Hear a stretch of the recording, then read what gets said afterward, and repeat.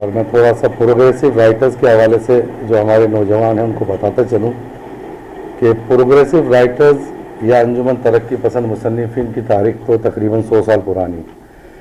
इसके बीच में बहुत से उतार चढ़ाव आते रहे, कभी पाबंदियाँ लगती रहीं, कभी जारी रहे, इसमें बहुत बड़े बड़े नाम भी जुड़े। लेकिन इस्लामाबाद प्रोग्रेसिव का जो चैप्टर है तकरीबन 2007-8 में शुरू हुआ और उसके बाद से अब तक जारी है। तो आज उसी का एक इजलास है और आज हमने जो है वो दावत दी है। माहिर तालीम हैं, राइटर हैं, मुहक्किक हैं और सीधा बोलने वालों में जो चंद लोग हमारे पास हैं उनमें से एक नाम हाशिर बिन इरशाद का भी है। तो आज के प्रोग्राम की जो सदारत है वो ज़फ़र सईद साहब के से हम दरख्वास्त करेंगे कि वो करें। ज़फ़र साहब भी राइटर हैं, माहिर तालीम हैं, सहाफ़ी हैं। तो मेरी दरख्वास्त है इरशाद से टाइम ज़ाया किए बगैर कि वो तशरीफ़ लाएँ। बहुत शुक्रिया गौरी साहब। इसमें गौरी साहब ने जो मेरे ऊपर तोहमतें लगाई हैं माहिर तालीम होने की, मुहक़्क़िक़ होने की, तज़कियाकार होने की, उस पर आप एतबार मत कीजिएगा। इसमें से कोई भी बात कोई ऐसी ख़ास नहीं है। माहिर तालीम होने का भी एक ऐसे ही बस ठप्पा लग गया है, सिर्फ इस वजह से कि मैं कुछ साल पढ़ाता रहा हूँ, अभी भी पढ़ाता हूँ, कहीं कहीं कभी कभी दिल करता है। तो आज के दिन वो भी शर्मिंदगी का मुकाम है कि आप ऐसी जगह बात कर रहे हो जहाँ लोग आपसे ज़्यादा इल्म रखने वाले, आपसे ज़्यादा तजुर्बा रखने वाले, आपसे ज़्यादा समझने वाले बैठे हों। तो मैं कोई मुकर्रर, उन्होंने मुझे कहा तो मैं तकरीर तो नहीं करना चाहूँगा, थोड़ी सी कुछ बातें, कुछ मेरे अपने तजुर्बे की जो बातें जो मैंने देखी, कुछ सीखी, आपसे मैं शेयर कर लूँगा। कोशिश हमारी ये होगी, पिछली दफ़ा भी यहाँ पर दूसरी दफ़ा मैं आया हूँ, कि हम इसको जितना इंटरैक्टिव रख सकें उतना मुनासिब रहेगा। आपके कुछ सवाल हैं, हो सकता है मैं उनमें से कुछ के जवाब दे सकूँ, तो वो मैं देने की अपनी जगह तरह कोशिश कर लूँगा। क्रिटिकल थिंकिंग से मेरा कुछ वास्ता, मैंने बात जब गौरी साहब ने इनवाइट किया था तो मैंने अपनी फेसबुक पोस्ट एक छोटी सी लगाई थी, उसमें मैंने बताया कि मैंने कुछ जामियात में अब से कोई 15-16 साल पहले क्रिटिकल थिंकिंग का एक कोर्स डिज़ाइन करने की कोशिश की थी, जिसको सिर्फ अप्रूव कराते कराते मुझे कई बरस गुजर गए, क्योंकि लोग ऐसे किसी कोर्स में इंटरेस्टेड नहीं थे। जामियात से मेरा ताल्लुक़ कोई अब तकरीबन 25-30 साल हो गए हैं मुझे मुख्तलिफ जामियात के साथ मुंसलिक हुए हुए, तालीमी इदारों के साथ मुंसलिक हुए हुए। एजुकेशन रिलेटेड प्रोजेक्ट्स हम अभी भी करते हैं। तो प्राइमरी स्कूल की सतह से लेकर और यूनिवर्सिटी की सतह तक हमारा इंटरेक्शन जो है असातिज़ा से भी और तालिब इल्मों से भी रहता है। तो तालीम के मैदान में आप देखते हैं क्या कुछ हो रहा है। हमारे यहाँ बेशुमार डिग्रीज़ हैं, हर साल लाखों ग्रेजुएट्स जो हैं वो निकल रहे हैं, लेकिन कुछ चीज़ें जो हैं वो आपको होती नज़र नहीं आती। ये बिल्कुल सामने की बात है, कोई ऐसी बात नहीं है कि ख़ास मैंने कोई ढूंढ कर आपके लिए निकाली है। लेकिन एक ऐसे मुल्क में जहाँ हर साल लाखों ग्रेजुएट्स निकलते हों, वहाँ पे इंटेलेक्चुअल प्रॉपर्टी राइट अगर ना होने के बराबर हो। इंटेलेक्चुअल प्रॉपर्टी से मुराद ये है कि आप कोई ऐसा ख्याल पेश करते हैं, कोई ऐसी नई बात लेकर आते हैं जो बॉडी ऑफ नॉलेज में इजाफा करती है। तो IPR का दुनिया भर में इंडेक्स एक बनता है कि हम ये काम कर रहे हैं, फिजिक्स में हमारी ये कॉन्ट्रीब्यूशन है, हमारी बायोलॉजी में ये कंट्रीब्यूशन है, बायोजेनेटिक्स में हमने ये कर लिया है, ये काम कर लिया है, फला हमने इजादात कर ली हैं, फला थ्योरेटिकल लेवल के ऊपर हमने फला कॉन्सेप्ट प्रेजेंट कर दिए हैं। तो हमें नज़र आता है कि ऐसी कोई चीज़ हो नहीं रही। हमारा ताल्लुक़ बहुत से इदारों से इंटरनेशनली रहता है। कुछ हम बाज़ औक़ात उनके लिए रिक्रूटमेंट का काम करते हैं, जामियात के साथ बैठते हैं, लोगों को हायर करने की कोशिश करते हैं। पाकिस्तान में इस वक्त यूथ की तादाद, यहाँ भी खैर अक्सरियत है, कोई 70% के करीब, जो कि एक बहुत बड़ा नंबर है और इसमें स्किल्ड यूथ भी बहुत सारी शामिल है। लेकिन जब आप इन लोगों से बात करते हैं तो पता ये लगता है कि पाकिस्तान के इंजीनियर्स को कोई हायर नहीं करना चाहता, पाकिस्तान के सॉफ्टवेयर एक्सपर्ट्स को कोई हायर नहीं करना चाहता, पाकिस्तान के और जो मुख्तलिफ ग्रेजुएट्स हैं वो, अच्छा उनका जवाब क्या होता है, वो कहते हैं कि जो स्किल्स हमें चाहिए या जो सोच का मयार हमें चाहिए या जहाँ तक सीखे हुए लोग हमें चाहिए वो यहाँ पर मौजूद नहीं है। हमें उसमें बहुत इन्वेस्ट करना पड़ता है, बहुत वक्त ज़ाया करना पड़ता है उनको तैयार करने के लिए। अच्छा, उसका नतीजा क्या निकलता है? आपके यहाँ हर साल ब्रेन ड्रेन होता है, हमारे बहुत सारे लोग यहाँ से चले जाते हैं। कभी आप इन लोगों से मिलेंगे जो यहाँ पे PhD जिन्होंने की होगी, यहाँ पे मास्टर इन कंप्यूटर साइंसेज किया होगा, लॉ की डिग्री होगी, कुछ और होगा, लेकिन बाहर जाके वो कोई सिक्योरिटी गार्ड की जॉब करने को भी तैयार होते हैं, बल्कि कर रहे होते हैं, because this is what they get out of the education system we have. अच्छा, मैं ये भी नहीं कहता, हमारे यहाँ एक बहुत शायद गलत फहमी है बहुत बड़ी कि एजुकेशन सिस्टम ही बुनियादी मसला है, आप एजुकेशन सिस्टम को ठीक कर लें तो सब कुछ ठीक हो जाएगा। मसला ये होता है कि सोसाइटी का एक फैब्रिक होता है, वो सोसाइटी का फैब्रिक जो है वो घर के माहौल से लेकर और तालीमी इदारों के माहौल तक हर चीज़ को इफेक्ट करता है।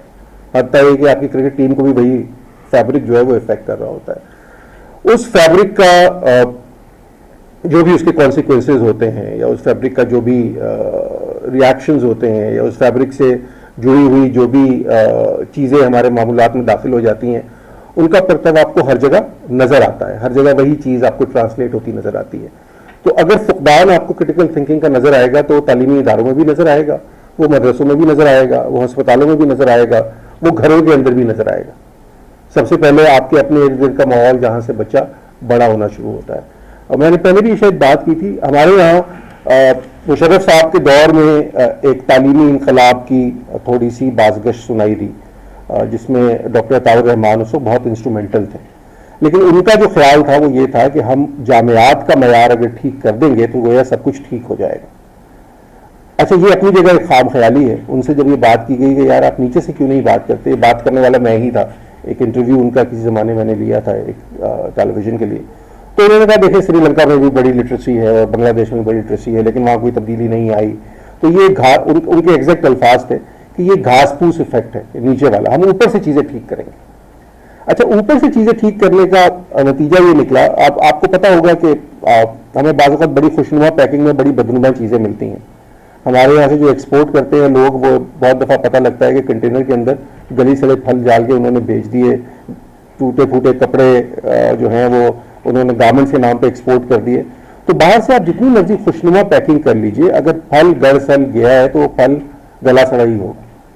तो आप पीएचडी के लेवल पे अगर लोगों को ठीक करने की कोशिश करेंगे तो उसका नतीजा वो निकलेगा जो कि आज हम यहाँ पर देख रहे हैं। तरामरी चौक के ऊपर और डी चौक के ऊपर पीएचडी वाले जो है वो मुजाहरे कर रहे होते हैं कि हमें कोई जॉब दी जाए, हमें कुछ लगाया जाए।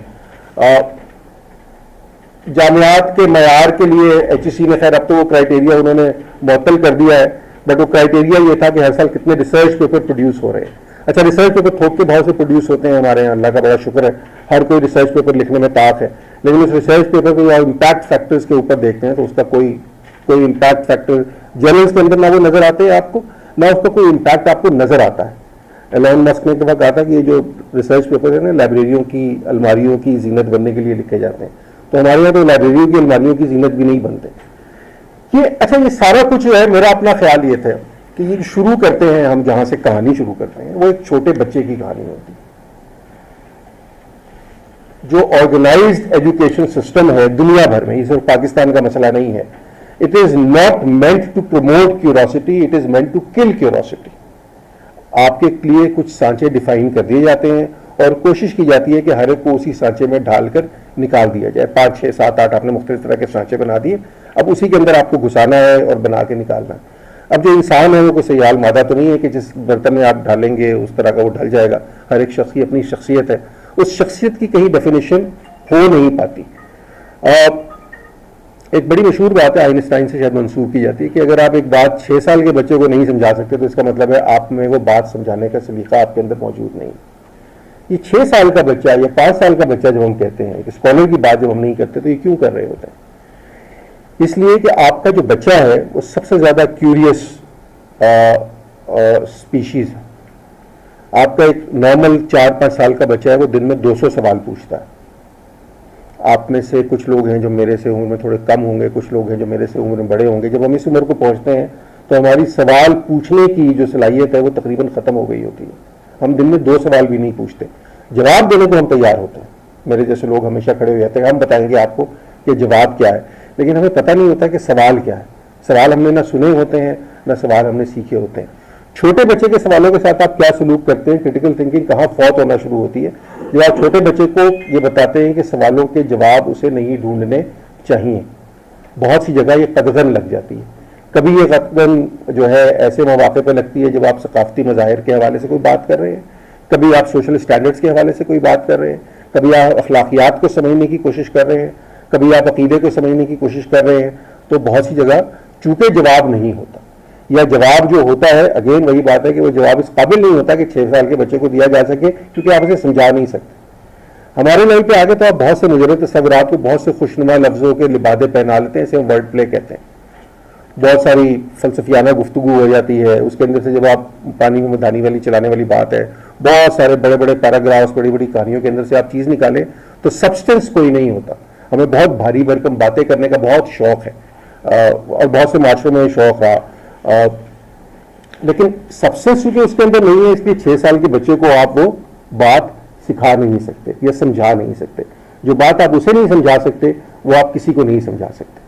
तो क्रिटिकल थिंकिंग जो है ये बेसिकली, अगर हम ये समझते हैं, ये बात मैं पहले कर देता हूँ, हालांकि बात शायद आखिर में करने वाली है, क्रिटिकल थिंकिंग को माशरे में परवान चढ़ाना है तो ये एजुकेशन रेवोल्यूशन के थ्रू नहीं आएगा, ये एक होम बेस्ड रेवोल्यूशन के थ्रू आएगा। जब आपके घर में छोटे बच्चे, 4-5 साल बच्चे के वालिदैन इस काबिल हो जाएंगे कि वो सवालों के जवाब दे सकें, सवालों के जवाब देते हुए हिचकिचाए ना, सवालों के जवाब देते हुए डरे ना। हमारे यहाँ एक मसला और खौफ का है, सवाल का जवाब बाज़ औक़ात हमें मालूम भी होता है तो हम वो बात नहीं कर सकते। आपको पता है क्रिटिकल थिंकिंग से कौन से लोग खौफजदा रहते हैं? वो लोग खौफजदा रहते हैं जिनके बुने हुए और जिनके बनाए हुए फलसफे जो हैं वो सवालात की बुनियाद पर ज़मीन बोस हो सकते हैं किसी का। तो वो ये चाहते नहीं है कि सवाल किया जाए, बात कही नहीं जाए, बात सुनी नहीं जाए।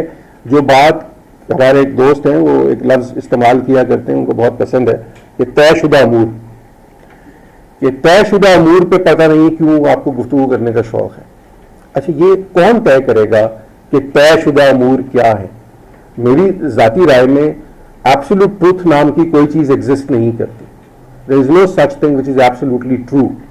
Truth is relative and truth even changes from person to person, community to community. बहुत सी हमारी इमेजिन्ड रियलिटीज़ होती हैं जो हम सिर्फ लेकर चल रहे होते हैं, हमें उनका पता नहीं होता उनका मतलब क्या है। मुल्क, कौम, सल्तनत, इसका क्या मतलब है? आप में से कौन डिफाइन कर सकता है? कौन बता सकता है? पाकिस्तान का मतलब क्या है? पाकिस्तान कोई चीज़ नहीं है, आप उसे छू नहीं सकते, आप उसे चख नहीं सकते, आप उसे किसी जगह से जाके नहीं रख सकते। पाकिस्तान जिसको जब आप लफ्ज़ इस्तेमाल करते हैं तो उससे मुराद क्या है?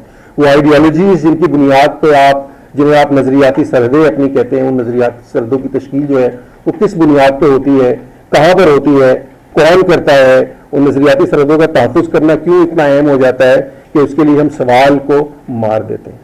सवाल को किल करना जो है वो मसला है। तो बहुत सारे डायमेंशंस हैं।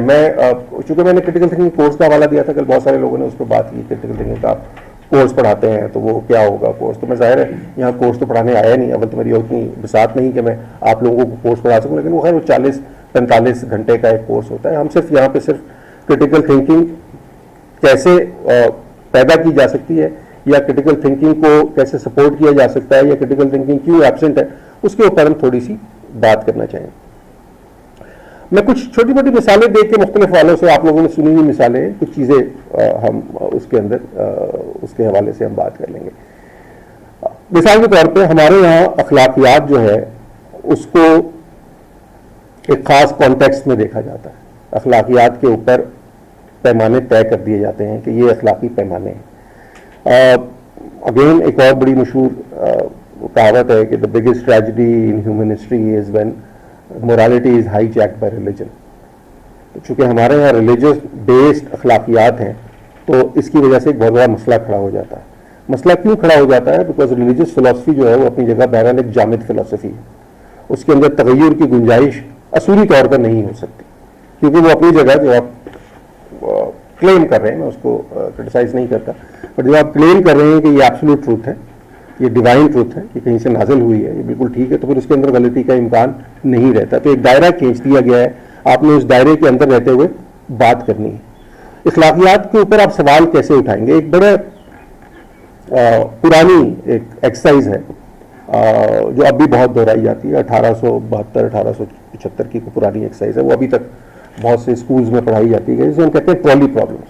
आपने से शायद किसी ने ट्रॉली प्रॉब्लम सुना हो, किसी ने सुना ट्रॉली प्रॉब्लम? अच्छा, ट्रॉली प्रॉब्लम, अच्छा मैं आपसे पूछ लेता हूँ, थोड़ा सा उसको हम करते हैं। वो बड़ी इंटरेस्टिंग चीज़ है टू अंडरस्टैंड कि आप चीज़ों को एनालाइज किस तरह करते हैं। देखिए, क्रिटिकल थिंकिंग किस चीज़ का नाम है?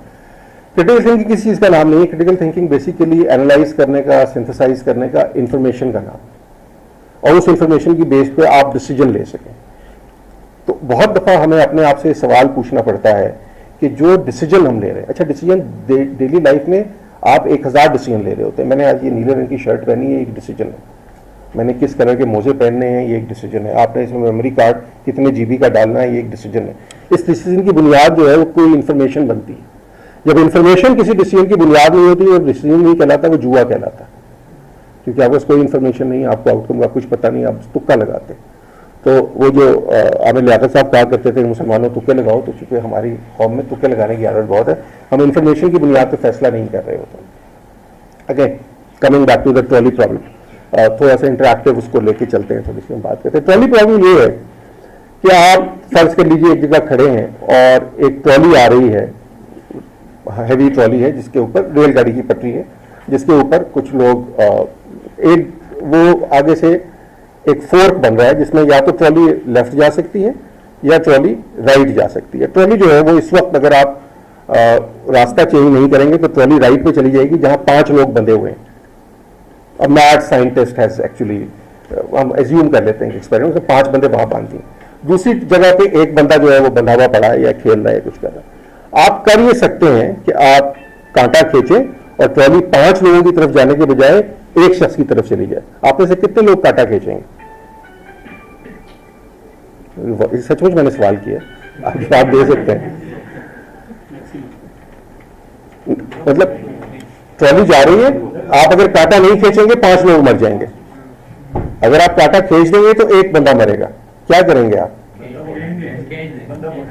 हैं? नहीं, ये ऑप्शन नहीं दे रहा ना, आपने ऑप्शन नहीं आपने पैदा करनी ना, एक एक्सरसाइज है ना। ओके, आप खींचेंगे। अब मैं बताऊं, ये बाद में हम बताएंगे कि इसका क्या होता है। अच्छा, आप इसी सिनेरियो को हम चेंज कर देते हैं। फर्ज कर लीजिए कि आपके पास में कांटा नहीं खींचना, आप ऊपर खड़े हैं, ट्रॉली जा रही है, 5 बंदे बंधे हैं, 6 बंदे बंधे हैं, 5-6 बंदों का एक ग्रोह है जो ट्रॉली पे चढ़ जाएगी और आपके साथ आपका एक दोस्त है। आप पुल ऊपर से झांक के देख रहे हैं, दोस्त जरा मोटा फरदा सा जरा दोस्त है। आप अगर उस दोस्त को धक्का देके नीचे गिरा दें तो वो नीचे गिरेगा, तो उम्मीद ये है कि ट्रॉली उसको कुचलते हुए रुक जाएगी और वो 5 बंदे बच जाएंगे। अब आप लोग धक्का देंगे उससे? नहीं देंगे धक्का?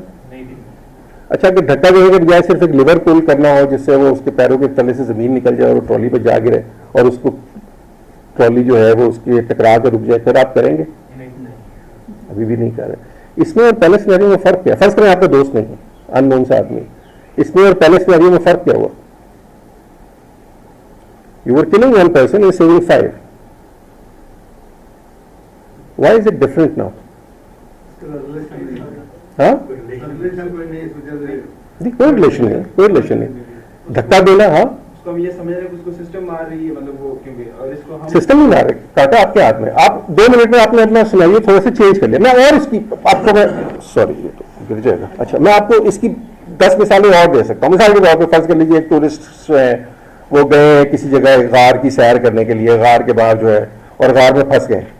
एक रास्ता है, उस रास्ते में आगे जाते हुए जो आपका गाइड है वो आपको ले आया, किसी वजह से सैलाब, वो समुद्र की लहरें तेज हो गई, अंदर आ गई गार के, आप डूब जाएंगे थोड़ी देर में। वो बंदा जो आगे सबसे है वो मोटा सा, अगेन सॉरी मैं ये बॉडी शेमिंग नहीं कर रहा, आजकल तो मेरा अपना वजन बढ़ा हुआ, तो वो सबसे आगे जो है वो फंस गया है उसके अंदर। अब जब तक उसको नहीं निकालते आप लोग निकल नहीं सकते।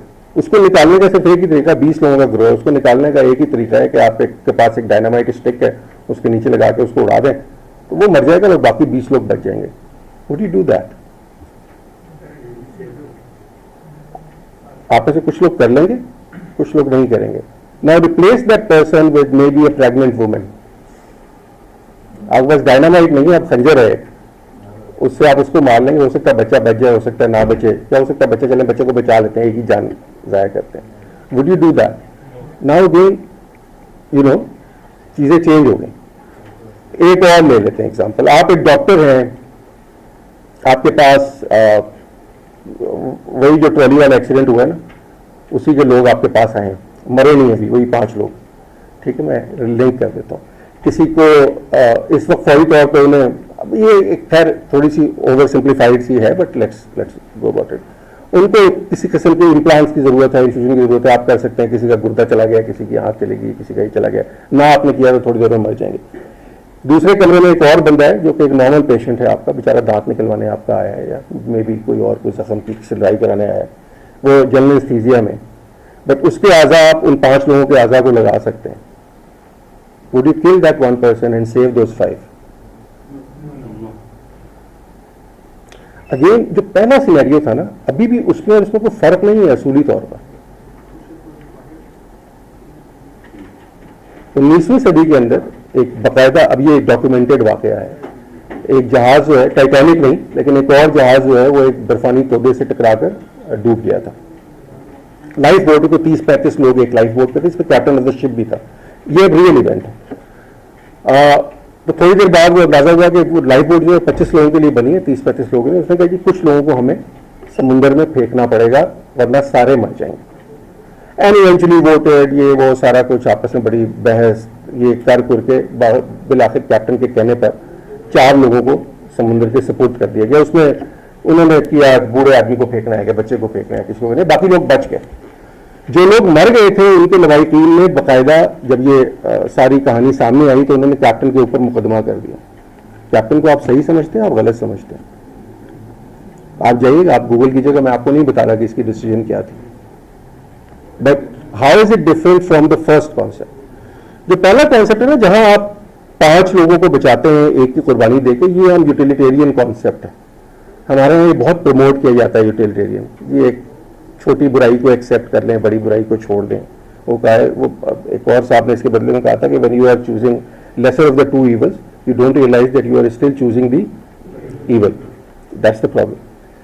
अच्छा, इसके अगेंस्ट यूटिलिटेरियनिज्म के अगेंस्ट जो खड़ा है वो जैसे कांट का एक फलसफा है, जैसे हम बहरहाल एब्सोल्यूट मोरालिटी कहते हैं कि जो चीज सही है सो सही है, सर्कमस्टेंसेस उसको चेंज नहीं करेंगी। You don't have the right to kill anyone, you don't have the right to save anyone. आपकी जिम्मेदारी नहीं है और आपकी अखलाकियात इसकी इजाजत भी नहीं। यूटिलिटेरियनिज्म के पीछे आप नहीं जाएंगे। अब आप देखिए कि ये जो अखलाकी एक छोटी सी हमने आपके सामने एक फ्रेमवर्क रखा, इस फ्रेमवर्क को सुलझाने के लिए जो अखलाकियात आपको मदरसे में पढ़ाई जाती है या स्कूल में पढ़ाई जाती है वो किस हद तक मुआविन साबित होगी?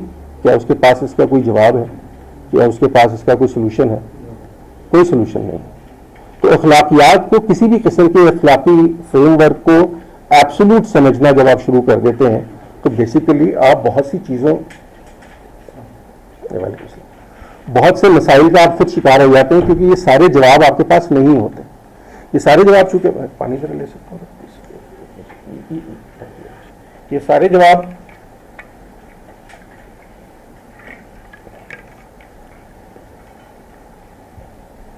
चीजें जो है उनको कॉन्टेक्स्ट में समझना जो है ना, वो क्रिटिकल थिंकिंग है। इसका मतलब ये कि क्रिटिकल थिंकिंग आपको उस तरफ लेकर जा रही है जब आप, पहला सवाल आपको क्या करना चाहिए कोई डिसीजन लेने से पहले? 2 सवाल होते हैं।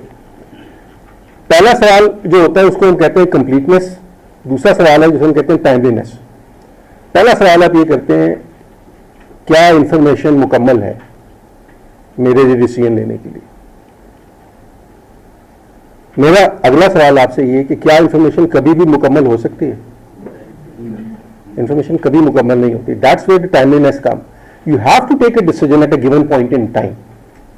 अगर वो वक्त गुजर जाएगा तो फिर आपका डिसीजन जो है वो शायद रेलेवेंट ना रहे। तो किसी एक गिवन पॉइंट इन टाइम पे अगर इंफॉर्मेशन उस हद तक, इससे ज्यादा आप ऑब्टेन नहीं कर सकते, then analyse that information, synthesise that information and make a decision. So ये ट्रेड ऑफ है। इंफॉर्मेशन हमेशा नामुकम्मल होती है, लेकिन एब्सोल्यूट जो ट्रूथ्स के दावेदार है ना, वो आपको ये बताते हैं कि इंफॉर्मेशन कंप्लीट है। ये पहली एजम्पशन है जो आपको दे रहे होते हैं कि इंफॉर्मेशन कंप्लीट है। इंफॉर्मेशन कभी कंप्लीट नहीं होती, and that's the nature of knowledge. Knowledge is ever changing. Knowledge के अंदर हमेशा गलती का इम्कान रहता है। अगर आपने किसी जगह गलती के इम्कान को मुस्तरद कर दिया है तो क्रिटिकल थिंकिंग वहां आपकी कोई हेल्प नहीं कर सकती, ना क्रिटिकल थिंकिंग वहां पनप सकती। तो ये सवाल आपके लिए है कि कौन से ऐसे जाविये हैं, कौन से ऐसे फलसफे हैं, कौन सी ऐसी जगह हैं जहां आपने गलती के इम्कान को मुस्तरद कर दिया है। हम 2 मुख्तलिफ प्रिंसिपल्स के ऊपर काम करते हैं। साइंस के अंदर हम फॉल्सिफिकेशन प्रिंसिपल को लेकर चलते हैं। उसका मतलब ये है कि कोई भी थ्योरी आप प्रेजेंट कर रहे हैं, कोई भी चीज आप लेकर आ रहे हैं, जितने भी वो ठीक समझ जाए वो गलत साबित की जा सकती है अगर आपको उसकी मुखालिफ इंफॉर्मेशन मिल जाए। मतलब इर्तिका को आप गलत साबित कर सकते हैं, लेकिन उसके लिए आपको कैसे रहने का राजा नहीं होना पड़ता।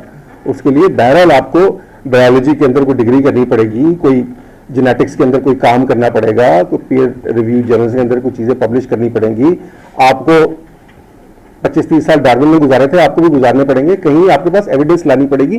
पॉडकास्ट के अंदर बैठ के इर्तिका गलत साबित नहीं होता, it's a joke, but all of you listen to Kaiser Raja and Sahil Adeem and youth club and all that. वो क्या कर रहे हैं, वो आपकी क्रिटिकल थिंकिंग को किल कर रहे हैं बाय टेलिंग यू कि there is information which is complete. आपको पता है इर्तिका जिस तरह डार्विन ने प्रेजेंट किया था, आज वो इर्तिका की वो फ्रेमवर्क नहीं है। डार्विन को जेनेटिक्स का नहीं पता था, जेनेटिक्स बाद में आएंगे। तो अब इर्तिका की कहानी बहुत बदल गई है। बुनियादी नुक्ता अगरचे अपनी जगह मौजूद है, लेकिन माइक्रो एवोल्यूशन, मैक्रो एवोल्यूशन, आपकी जेनेटिक मॉडलिंग, आपका जीनोम प्रोजेक्ट जो अभी कुछ सालों पहले कंप्लीट हुआ, ये सब आपको क्या बताता है कि हर चीज चेंज हो सकती है। इसके मुकाबले एक प्रिंसिपल होता है, इसे हम कहते हैं पिटिशियो प्रिंसिपल। वो क्या होता है? वो होता है कि हम फैसला कर लेते हैं कि एक चीज ठीक है और फिर उसके लिए हम एविडेंस प्रोवाइड करने की कोशिश करते हैं। So you start with the wrong premise. हम में से हर शख्स, खास तौर पे अकायद के मामले में, हमें हर पहली दफा ये बता दिया था कि ये चीज ठीक है, अब आपने इसके लिए एविडेंस ढूंढनी है। एक पुरानी मैंने बचपन में कहानी पढ़ी थी जिसमें एक वो होता था फांसी देने के लिए, तो वो फंदा पहले तैयार कर लेते थे। अब फंदा तैयार हो गया तो फांसी किसको दे? जिसकी गर्दन उसमें पूरी आ जाए। तो हमें बचपन से फंदे तैयार करके पढ़ा दिए जाते हैं कि जब गर्दन जो मिल जाए उसमें डाल देना। गर्दन नहीं ढूंढनी आपने कि जिसमें डालना लाजमी है, गर्दन का सिर्फ कसूर ये है कि उस फंदे के बराबर हो जाएगी। तो हम उल्टी तरफ से शुरू कर रहे हैं। That is the biggest problem. Information absent है, इंफॉर्मेशन कम है, इंफॉर्मेशन नहीं है, but still you are taking decisions. And that is why, मतलब बहुत सी दफा हमें बात समझाई जाती है कि हमारे कुछ कुछ क्लीशेड किस्म की चीजें हमने डिफाइन कर ली हैं कि फलां चीज अगर हो जाएगी तो आपकी अखलाकी हालत बेहतर हो जाएगी, फलां चीज अगर हो जाएगी तो आपकी माशी हालत बेहतर हो जाएगी, फलां चीज अगर आपकी हो जाएगी तो आपकी सोसाइटी का फैब्रिक इंप्रूव कर जाएगा। आपको अगेन अपने आप से पूछना चाहिए कि इसकी कोई एविडेंस मौजूद है? एविडेंस अगर मौजूद है तो वो एविडेंस प्रेजेंट होनी चाहिए। वो एविडेंस अगर प्रेजेंट होनी चाहिए तो क्या वो टेस्टेबल या वेरीफाइबल एविडेंस है? क्या वो बार बार एक ही नतीजा पेश कर रही है? अगर ऐसा नहीं है, ये सिर्फ ख्यालात हैं लोगों के, लोगों की कही हुई बातें हैं, तो आप इसको क्यों मान रहे हैं? लेकिन हम सब मानते हैं। हम में से बहुत ज़हीन लोग, बहुत पढ़े लिखे लोग, वो भी इसका शिकार हो जाते हैं। आप किसी भी चीज को एविडेंस के बगैर जब मान लेते हैं तो इसका मतलब ये है कि आपसे कोई भी चीज बनवाई जा सकती है। जो चीज एविडेंस के बगैर प्रेजेंट की जा रही है, जो हम वो कार्ल सेगन ने कहा था कि जितना बड़ा क्लेम हो उतनी बड़ी एविडेंस उसके लिए जरूरी हो जाती है। हमारे यहां जितना बड़ा क्लेम हो उतनी उसके लिए एविडेंस कम प्रोवाइड की जाती है। छोटे क्लेम के लिए बहुत बड़ी बड़ी एविडेंस ढूंढी जाती है और बड़े क्लेम के लिए जीरो एविडेंस के बावजूद आप उस पर यकीन कर लेते हैं। बेशुमार इसकी आपको एग्जांपल्स नजर आ जाएंगी। क्या वजह है? आप चीजों को उनके पर्सपेक्टिव में देखना है। मैं आपको छोटी सी मिसाल देता हूं, अगेन वो मिसाल इसके साथ कैसे रिलेट करेगी वो आपको समझ आ जाएगी। आप सोचो जरा, फर्ज करें दो बच्चे हैं जो एक बड़ा स्पेसिफिक कलर ब्लाइंडनेस के साथ पैदा होते हैं।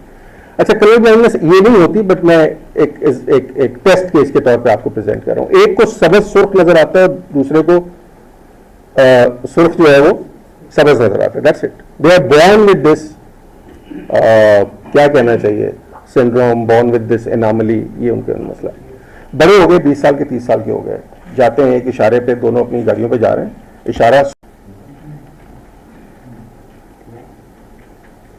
इशारा सब्ज हो जाता है, क्या दोनों गाड़ियां चला देंगे? ओके, आपने बहुत जल्दी जवाब दे दिया। आप जरा सोचें कि मैंने आपको क्या प्रेजेंट किया था।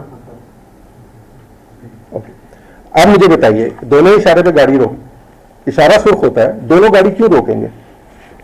या दोनों गाड़ी क्यों नहीं रोकेंगे? आप कह रहे हैं दोनों गाड़ी नहीं रोकेंगे, एक रोकेगा एक नहीं रोकेगा, क्यों? दोनों रोकेंगे क्योंकि जिसको ग्रीन नजर आ रहा है उसके ख्याल में ग्रीन पे गाड़ी रोकनी है। सोच, दोनों रोकेंगे, दोनों चला देंगे, एक चला देगा, एक मैंने आपको जवाब दिया। हमारे एक दोस्त हुआ करते थे, तो कहते थे हम लोगों ने जवाब देने की बहुत जल्दी होती है, हम सवाल नहीं सुनते सवाल क्या है, लेकिन जवाब देते हैं बहुत जल्दी। ये रिडल नहीं है, ये बेसिकली अगेन वो जब हम लॉजिकल एक्सपेरिमेंट्स वगैरह की बात करते हैं उसके लिए छोटी मोटी एक्सरसाइजेज होते हैं। क्यों ऐसा होगा कि मैं आपसे कहता हूं कि दोनों सुर्ख इशारा होगा, दोनों सुर्ख इशारे पे रुक जाएंगे। एक को सुर्ख सबज नजर आता है, एक को नहीं नजर आता, एक को सुर्ख सुर्ख नजर आता है, but both are acting the same. Why? उसका कानून से आपको नजर तो नहीं आ रहा। कानून तो ये है कि सुर्ख इशारे पे गाड़ी रोकनी है, तो सुर्ख होगा तो आप गाड़ी रोकेंगे ना। लेकिन मुझे सुर्ख जो है समझ नजर आ रहा है, इसके बावजूद मैं गाड़ी रोक लेता हूँ। क्यों? नहीं, देखा देखी वाली कंडीशनिंग, इसका कंडीशन से कोई ताल्लुक नहीं। अगेन छोटी सी चीज है, you are born with this particular problem. मुझे सब सुर्ख, अब आप समझने की कोशिश कीजिए कि रंग क्या चीज होते हैं। क्या रंग सुर्ख वाकई कोई चीज है, या आपने किसी चीज को सुर्ख का नाम दे दिया? मैं उसे एक ये दिखाता हूं, मैं कहता हूं ये सुर्ख है, ठीक है, ये सुर्ख है, मुझे नजर आ रहा है। फर्ज की मुझे बिल्कुल नहीं पता कि कादिर गौरी साहब को ये क्या नजर आ रहा है, बट मैंने उन्हें बचपन से सिखा दिया है कि जब भी वो इसे देखेंगे तो इसे वो सुर्ख समझेंगे। अब बेशक उनको ये ग्रे नजर आए, नीला नजर आए या कुछ और नजर आए, मेरे पास जानने का कोई तरीका नहीं है, अनलेस एंड अनटिल को बहुत ही बड़ी साइंटिफिक इन्वेस्टिगेशन मैं कर रहा हूं। बट ही नोज कि जब भी उसने ये देखना है उसने रुक जाना है। सो कलर इटसेल्फ मैटर नहीं करता, आपने कलर के साथ एक इंफॉर्मेशन या एक कंडीशनिंग अटैच कर दी है, वो मैटर करती है। तो इससे फर्क नहीं पड़ता कि आपको सुर्ख सब्ज नजर आ रहा है, सुर्ख ग्रे नजर आ रहा है, सुर्ख नीला नजर आ रहा है, या सुर्ख नजर ही नहीं आ रहा। जब भी वो कलर आएगा, चाहे वो कोई भी रंग आपको दिखाई दे रहा हो, आप उसे सुर्ख ही समझें। ये आपकी कंडीशनिंग होती है, आपको हमने कंडीशन कर दिया है। हम क्या करते हैं, हम बचपन से मुख्तलिफ तरह पे कंडीशनिंग करते हैं। लोग डिजीज के साथ या लोग एनामलीज के साथ पैदा नहीं होते, लेकिन आप उन्हें बचपन से उनकी कंडीशनिंग एक तरह से करने में कामयाब हो जाते हैं। देखिए जरवेज का मैं एक क्लिप देख रहा था, उसने बड़ी इंटरेस्टिंग बात की। उसने कहा ये बच्चा जो होता है ना, उसके नज़दीक जो खुदा होता है ना, वो उसका बाप होता है या उसकी माँ होती है। उसको पता होता है कि जब मैं आग में हाथ डालूंगा तो वो मुझे रोकेगा, और एक दफा मैं एक्सपेरिमेंट करके अगर मैंने गलती से डाल ही दिया तो हाथ जल जाता है, तो इसका मतलब वो ठीक कह रहा है। So whatever they tell him, he is bound to take it as conditioning. जो उसकी कंडीशनिंग है उसे बता दिए गए ठीक है। आप क्या करते हैं, थोड़े अरसे बाद, हम सबके मसाइल हैं सारी दुनिया के, हम फैक्ट्स के साथ साथ उसे मुजर्रद तस्वुरात की तालीम देना शुरू कर देते हैं। करते हैं या नहीं करते? वो फैक्ट्स नहीं है, वो हमारी नजर में फैक्ट्स हैं, लेकिन वो यूनिवर्सल फैक्ट्स नहीं है। हमारा अकीदा, हमारी सोशल अपब्रिंगिंग, हमारा लिबास के बारे में नजरिया, हमारा बॉडी शेडिंग के बारे में नजरिया, हमारे किसी भी चीज के बारे में नजरिया, हम छोटे से बच्चे को कंडीशन करना शुरू कर देते हैं। और कंडीशन करते हुए उसे बताते हैं कि ये ट्रुथ है, क्योंकि ये उसी तरह की ट्रुथ है जिस तरह आपने आग में हाथ डाला है और आपका हाथ जला है, तो वो ट्रुथ थी। आपने एक्सपेरिमेंट भी कर लिया है। इस मुजर्रद तस्वुर को आप एक्सपेरिमेंट नहीं कर सकते, इसे आप ऑब्जर्व नहीं कर सकते, इसके लिए आप कोई शहादत प्रोवाइड नहीं कर सकते, बट ये ट्रुथ है। और छोटा बच्चा उसको मान जाता है, आसानी से नहीं मानता। He starts asking questions. आप कभी 4-5 साल के बच्चे के साथ देखें, आपका दिमाग खराब हो जाएगा थोड़ी देर में, वो इतने सवाल आपसे करेगा, उन सवालों के आपके पास कोई जवाब नहीं होंगे। तो आप क्या करेंगे, you give him a shut up call. Most of the times, 90% of the times which I have seen, you give him a shut up call because you can not explain it. You can not explain abstract concepts to a kid. That is why abstract concepts जो हैं आपको नहीं पढ़ाने चाहिए, नहीं समझाने चाहिए, because now you are creating a problem within his mind. You are playing with his perception of the world. You are creating a perception of the world which is not universal, and that is why there are so many differences. लोग इन differences की बुनियाद पे एक दूसरे की जान ले लेते हैं, लोग इन डिफरेंसेस की बुनियाद पे एक दूसरे को मार देते हैं, लोग इन डिफरेंसेस की बुनियाद पे एक दूसरे से नफरत करते हैं। लेकिन अगर आप रियलिटी में जाएं तो पता लगता है कि इन डिफरेंसेस की बुनियाद जो है वो सिर्फ कंडीशनिंग है, इंफॉर्मेशन नहीं है। आप इंफॉर्मेशन की बुनियाद पे किसी को मार सकते हैं, या आप इंफॉर्मेशन की बुनियाद पे किसी से नफरत कर सकते हैं, लेकिन अगर इंफॉर्मेशन नहीं है तो basically you are playing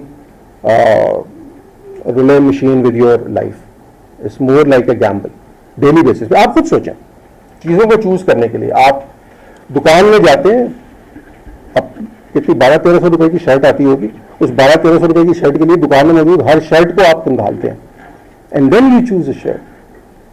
Would you do that for every concept that you now carry with you? क्या हर पॉसिबल एक्सप्लेनेशन जो उसकी मौजूद थी आपसे जज करते हैं या नहीं करते? आप नहीं करते। क्यों नहीं करते? Because you are condition not to do that. And that is why ये जो बेड़ियां नादीदा बेड़ियां होती हैं बहुत बचपन में आपको पहना दी जाती हैं, इससे भागने का, इन बेड़ियों को तोड़ने का जो वाहिद तरीका है वो क्रिटिकल थिंकिंग है। लेकिन क्रिटिकल थिंकिंग आपको कौन नहीं, मैं आपको बताता हूं कि जब मैं पढ़ा रहा था, मैंने हायर एजुकेशन कमीशन, ये हमारे पड़ोस में ही है, वहां से मुरासले आए थे मेरे कोर्स के हवाले से नहीं, इन जनरल, कि आपने फला फला बातें नहीं करनी, फला फला बातों के ऊपर डिबेट नहीं होगी। मैं कुछ दिन पहले एक डिबेट सुन रहा था विच इज इन ऑक्सफोर्ड, जिसमें एक professor of theology, basically is a professor of mathematics but theologian के तौर पर मशहूर हैं, और एक बड़े नोन एथियस्ट जो है वो आपस में डिस्कशन कर रहे हैं और बिल्कुल एक दूसरे से इत्तेफाक नहीं कर रहे, लेकिन उसमें एक जगह दोनों इत्तेफाक किया है कि university is a place which should not be intellectually safe, it should be physically safe, it should not be intellectually safe. आपके जो भी ख्यालात हैं वो किसी भी दिन उसको कोई रद्दी की टोकरी में डाल सकता है। That is why you create universities, to challenge your intellectual understanding. It has to be an intellectually unsafe place. आपको हर वक्त ये डर लगा रहना चाहिए कि जो मेरे ख्यालात हैं वो जो भी हों, मैं आज के दिन ख्यालात को मेरे ख्यालात खैर आप जानते ही हैं, बट मैं उन्हें बास्केट में नहीं रख रहा, वो जो भी ख्यालात हैं वो मेरे ख्यालात हैं या वो आपके ख्यालात हैं, वो अनसेफ है। और क्यों अनसेफ है? Because you are presented with narratives and you are presented with counter narratives. हमारे यहाँ मुसीबत क्या है, हमारे यहाँ सिर्फ नैरेटिव मौजूद है और उस नैरेटिव को बार बार आप स्ट्रेंथन करते चले जाते हैं। यूनिवर्सिटियों के अंदर आप किसको इनवाइट करते हैं? आप एक काम कीजिए, किसी यूनिवर्सिटी का पिछले 1 साल का रोस्टर निकाल के देख लीजिए कि सो कॉल्ड इंटेलेक्चुअल डिस्कशन के नाम पे किन लोगों को इनवाइट किया गया है, आपको पता लग जाएगा कहानी क्या है। काउंटर नैरेटिव वाला कोई बंदा नहीं जाएगा, अब वो तो पता नहीं है भी बंदे के नहीं है, बट अगर हो भी तो उनको कोई यूनिवर्सिटी इनवाइट नहीं करेगी टाइम एंड अगेन। और आप इतने डरे हुए हैं कि आप उसको बार बार उसको इन्फोर्स करने की कोशिश करते हैं, और आप जाएंगे तो हॉल भरे होंगे, लोग ऊपर से लटके हुए होंगे, लोग देख रहे होंगे, और साहिल नदीम साहब आपको बता रहे होंगे कि अबू उबैदा जो है वो पाकिस्तान की सरहद पे आके उन्होंने ये फलां बातें की। मतलब जो शख्स कभी शाम से बाहर नहीं निकला वो पाकिस्तान की सरहद पे पहुंचा देते हैं उसको। हजरत उमर को 23 साल का लड़का बना देते हैं जब उन्होंने इस्लाम, जो दिल में वजह क्या है? देयर इज वन ग्रुप, मैं अक्सर ये बात करता हूँ, हमारे जब आप सब ने पढ़ा हुआ है, हम सब पे हमारी चीज़ें भी छपती हैं, बहुत सारे लोग। वजाहत में एक दफ़ा हमारी डिस्कशन हुई तो वजाहत ने कहा कि सबको हमें इक्वल स्पेस हर एक को देनी, हम सबका मतलब ये है कि सबके लिए स्पेस अवेलेबल है। उसमें काउंटर आर्ग्यूमेंट पता क्या था? उसमें काउंटर आर्ग्यूमेंट ये था कि कुछ लोग हैं इस मुल्क में, बल्कि अक्सर लोग हैं, जिनके नजरिए को हर स्पेस अवेलेबल है। आपको लिखने से पहले सोचना नहीं पड़ता, आपको बोलने से पहले सोचना नहीं पड़ता, आपका जो दिल करे आप बोल सकते हैं, आपका जो दिल करे आप लिख सकते हैं। उसके मुकाबले में एक और तबका है जो बहुत छोटा है, जिसको एक फिक्रा लिख के 15 दफा काटना पड़ता है। उसके बाद वो एडिटर के पास जाता है तो उसने 15 दफा लिख के काटा होता है, वो उसको भी चेंज कर देता, कहता नहीं जरा। तो आपके पास नैरेटिव डेवलप करने की, जो हमारा स्टेट नैरेटिव है, वो डेवलप करने की, प्रेजेंट करने की पूरी आजादी मुयस्सर है हर जगह। आप जो और जितनी मर्जी आप एब्सर्ड बात करें, आपसे कोई क्वेश्चन नहीं करेगा। मैं इत्तेफाक है, मैं आज आने से पहले तारिक जमील साहब का एक वो क्लिप कहीं मैं स्क्रोलिंग करते हैं तो आपके सामने आया, ऐसा बड़ा इंटरेस्टिंग क्लिप है। अब वो और हो सकता है उन्होंने जाहिर है कहीं किसी रिवायत से बात की होगी, अब मैं फिर उस पर नहीं जाता है, ज़ईफ रिवायत है। उन्होंने कहा कि आपको पता है जन्नत में अंगूर कितना बड़ा होगा, अंगूर का दाना, तो उनका एक कब्बा जो है वो 200 साल अगर सीधा उड़ता रहे तो वो कब्बे का वो जो एक अंगूर का जो दाना है वो खत्म नहीं होगा। ठीक है, आपने कर ली बात, लोगों ने सुन ली, वाह कर दी, लोगों ने सर भी हिला दिया। किसी ने सवाल किया कि इतने बड़े अंगूर के दाने की बनाने की जरूरत क्या है?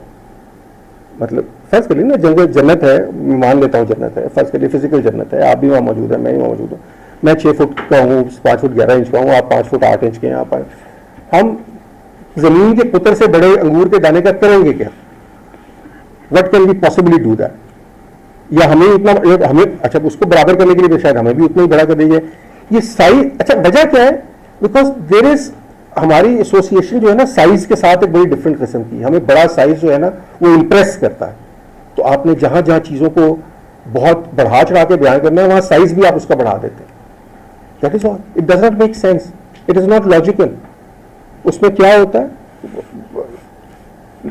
लेकिन कहानी एक ऐसी दुनिया की है जिसमें ना आप उसको वेरीफाई कर सकते हैं ना तारिक जमील साहब वेरीफाई कर सकते हैं। तो जो आपका दिल करेगा आप बात कर लेंगे। हमारा मसला ये है कि जो वेरीफाइबल दुनिया नहीं है, हम उस वेरीफाइबल दुनिया के लिए बहुत से मसाइल में उलझे रहते हैं।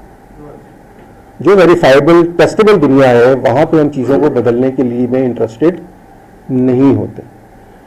कोई तो रीज़न होगी कि इस मुल्क में तरक्की माकूस है, इस मुल्क में जितना मदरसे का बच्चा इस वक्त रिजिड है, यूनिवर्सिटी का बच्चा उससे ज़्यादा रिजिड है। यूनिवर्सिटी में आप असरी तालीम देकर कोई दीनी तालीम के मुकाबले में कोई बेहतर प्रोडक्ट तैयार नहीं कर रहे हैं। मैं बड़ी ईमानदारी से आपको बता रहा हूँ। मदरसे का बच्चा एक्चुअली ज़्यादा नॉलेजेबल होता है कि कम अज़ कम जिन हवालों से वो रिजिड है वो हवाले तो उसने पढ़े तो होते हैं कम अज़ कम। वो हनीफ साहब ने कहा था कि ऐसे लोगों से खौफजदा रहे हैं जिन्होंने सिर्फ एक किताब पढ़ी होती है और उसे सच मानते हैं। तो मैं तो कहता हूँ उन लोगों से ज़्यादा खौफजदा होना चाहिए जिन्होंने वो एक किताब भी नहीं पढ़ी होती है और फिर भी उसे सच मानते हैं। हमारे यहाँ तो मसला है कि हमने वो एक भी नहीं पढ़ी और फिर भी हम उसे सच मानते हैं। Absolute truth does not exist. You should be able to question each and everything. अगर आप ये कर सकते हैं, अपने अंदर ये हौसला रख सकते हैं कि आप हर चीज़ के सवाल करने को तैयार हैं और इस पर आपका जहन पाबंदी नहीं लगा रहा और आप ये मानने को तैयार हैं कि हर चीज़ गलत हो सकती है, चाहे वो कितनी ही ठीक लग रही हो। कैशे शकल बिल्कुल आपके पास एविडेंस मौजूद है। 1918 में आइंस्टाइन कहता है कि अंबाजे शकल मौजूद है, पेपर प्रेजेंट होता है। अच्छा, पेपर ऐसे नहीं प्रेजेंट हो जाता कि आइंस्टाइन को सुबह सुबह बाथरूम में बैठे बैठे ख्याल आया था कि अंबाजे शकल होनी चाहिए नाम की कोई चीज़ होनी चाहिए और प्रेजेंट हमें लगता ही है कि खैरात ऐसे आते हैं लोगों को। There is a lot of mathematics behind it, there are a lot of equations behind it, there are a lot of observable facts which can convince you that there is something like gravitational waves, but you don't have a way to prove it. So you present it under the domain of theoretical physics, you publish a paper, end of the story. The scientific community questions it, कोई मानता है उसको, कोई नहीं मानता। In 100 years, 2018 में पहली दफा आप एक्चुअली ग्रेविटेशनल वेव्स का सबूत आपको मिलता है। 100 साल लगते हैं। 100 साल बाद आप आइंस्टाइन की बात शक के बगैर मानते हैं। 100 साल नहीं मानते क्योंकि 100 साल आपके पास एविडेंस नहीं है। It looks like a plausible theory, make sense, but you don't have the means to test it. अच्छा, दूसरा मसला ये है कि जो टेस्टिंग का हमारे यहाँ इंफॉर्मेशन इन्फ्लक्स का भी एक इशू जो है, जो हम समझने को तैयार नहीं होते। हमारा इल्म बहुत खाम है अभी। अगर आप ज़मीन के 4.5 बिलियन साल को, वो बड़ी इंटरेस्टिंग एक्सरसाइज है, वो 4.5 बिलियन साल को ना 24 घंटे में कन्वर्ट करके देखें तो पता लगता है कि पूरी ह्यूमन जो सिविलाइजेशन है वो अभी 11:59 के तीसरे हिस्से में पूरी ह्यूमन सिविलाइजेशन सिमट जाती है। आगे बस 1 लाख साल का रिकॉर्ड होगा ह्यूमन सिविलाइजेशन का, शायद इससे भी कम का रिकॉर्ड होगा। जो सिविलाइजेशन का अगर देखें तो शायद 10-15 हज़ार साल ज्यादा कि नहीं। 4.5 अरब साल में 10-15 हज़ार साल कोई मान ही नहीं रखते। पिछले 50 साल में इंफॉर्मेशन इन्फ्लक्स पिछले 5,000 साल के इंफॉर्मेशन इन्फ्लक्स से ज्यादा है। तो आप अभी बहुत, ये देखिए, ये आपको हम्बल बनाता है ये चीज। It makes you humble, it does not make you somebody who knows everything. कोई भी आपको अगर ये बताता है कि उसके पास तमाम सवालों के जवाब मौजूद है और ठीक जवाब मौजूद है, इसका मतलब है आपकी क्रिटिकल थिंकिंग को मारने की कोशिश कर रहा है। आप सवाल करेंगे, आप ये बताएंगे कि आप ह्यूमैनिटी आप में क्यों आती है, because there is so much which is still unknown. Unknown का जवाब कॉम्प्लेक्स आंसर होता है, अननोन का जवाब सिंपल आंसर नहीं होता। अननोन का जवाब वो नहीं हो सकता जो अब से 10,000 साल पहले या 5,000 साल पहले एक केवमैन के जहन में आया था। एक केवमैन के जहन में जवाब आया ना। आप आज तक उस जवाब को क्यों मान रहे हैं? Because the simplest explanation. Is it the right explanation? I don't know and you don't know and we have no way of knowing, but we are trying to find out the right answer. We are in search of it. That's where science differs from maybe many other forms of knowledge, if you call those things. अगर आप उसे knowledge समझ सकते हैं। Knowledge is something जो आपकी इंसानी तरक्की में कहीं कोई नाफे किरदार किसी हवाले से अदा कर सके। तो knowledge कोई ऐसी body, knowledge is something which is testable information. तो मेरा बेसिकली हमारे यहाँ जो मसला, मेरा ख्याल है आपका टाइम 45 मिनट का पूरा हो गया, मैं बस थोड़ी सी बात करके ख़त्म करता हूँ। ये ऐसा टॉपिक है, इस पर आप बहुत सी मुख्तलिफ तरह से बात कर सकते हैं, बहुत सी चीज़ें कही जा सकती हैं। मैं इसको बिल्कुल नहीं समेट सकता 45 मिनट में या 1 घंटे में या 2 घंटे में या 3 घंटे में। There is so much that can be said. हमारा आज का जो बुनियादी मकसद था वो ये था कि आप आज का नौजवान, देखिए हमने अपनी उम्र गुजार ली बड़ी हद तक, हम इस मास्टर को नहीं बदल सके। या इसमें वो पॉजिटिव तब्दीली नहीं ला सके जो हम सोचते थे। वो क्यों नहीं ला सके? Because this country was born out of an ideological delusion. इस मुल्क की नजरियाती सरहदें जो हैं वो बेसिकली फरेब की बुनियाद पर तश्कील दी गई। जब फरेब की बुनियाद पर आप तश्कील देते हैं तो उस मुल्क में फरेब ही बिकेगा, इसीलिए आपको नजर आ रहा है। ये मुल्क पावर वैक्यूम को फिल करने के लिए बना था, इसी वजह से इस मुल्क में सिर्फ पावर सेंटर्स हैं। वो पावर सेंटर किस फॉर्म में है वो आप सबको पता है, मुझे बताने की जरूरत नहीं, मैं बताऊंगा तो दोबारा यहाँ आ नहीं सकूंगा। तो ये पावर सेंटर्स जो इस मुल्क में 2 बुनियादी पावर सेंटर्स हैं, मैं उनका नाम नहीं लेता, ये कुछ नहीं करेंगे, ये सिर्फ ये चाहेंगे क्रिटिकल थिंकिंग स्किल्स डेवलप ना हो, because then you start asking questions. तो क्रिटिकल थिंकिंग का फुकदान यहाँ पे क्यों है? Because systematically we don't want critical thinking to flourish. आपका एजुकेशन सिस्टम इसके हक में नहीं है, आपका मदरसा इसके हक में नहीं है, आपका स्कूल इसके हक में नहीं है, आपका उस्ताद इसके हक में नहीं है, आपके वालिदैन इसके हक में नहीं है। That is the problem. Solution क्या है? मैं ज़ाती तौर पर ये अक्सर ये दफ़ा बात करता हूँ कि मैं इस मामले में अगर रियलिस्ट हो जाऊँ तो मेरे पास ऑप्टिमिज्म के नाम पे बेचने के लिए कुछ नहीं है। मैं आपको ये नहीं बता सकता कि 10 साल में, 15 साल में, 20 साल में हम ठीक हो जाएंगे, क्योंकि मैंने अपनी पूरी ज़िंदगी में चीज़ों को मज़ीद ख़राब होते देखा है। एक ट्रेंड होता है ना, आपने गिरते देखा, इंटेलेक्चुअली हम गिरते चले जा रहे हैं, मज़ीद बद से बदतर होते चले जा रहे हैं। खैर वो हर नस्ल का एक अलमिया होता है कि वो अगली नस्ल को बुरा समझती है, मैं अगली नस्ल को बुरा नहीं समझता। मैं बताता हूँ ये हमारी सलीब है जो हम अपने कांधों पे उठाए फिर रहे हैं। आपको ये सलीब उठा के नहीं फिरनी, आप कुछ चेंज कर सकते हो। So you have to do something novel, something which we fail to do. एक नई जनरेशन जो अब 20 साल के, 22 साल के, 23 साल के लोग हैं, ये शायद कुछ कर सकते हैं। मेरी उम्र के लोग अब कुछ करने के काबिल नहीं रहे, ना इनसे कुछ हो सकता होगा तो मैं कर लिया होता। तो मुझसे कुछ नहीं हुआ, मेरे साथ के जो लोग हैं उनसे कुछ नहीं हुआ, उनके ऊपर हमारे ऊपर मत रहिएगा, ठीक है? तो जागते खुद हैं, खुद ही आपने कोई तब्दीली लेकर आनी है, अपने घरों से शुरू करना पड़ेगा। और अगेन बात वही है, चिराग से चिराग जलने वाली बात है। क्या इतने चिराग जल सकेंगे? मुझे नहीं पता। क्या इस मुल्क में तब्दीली आएगी? I don't have an answer. If you ask मी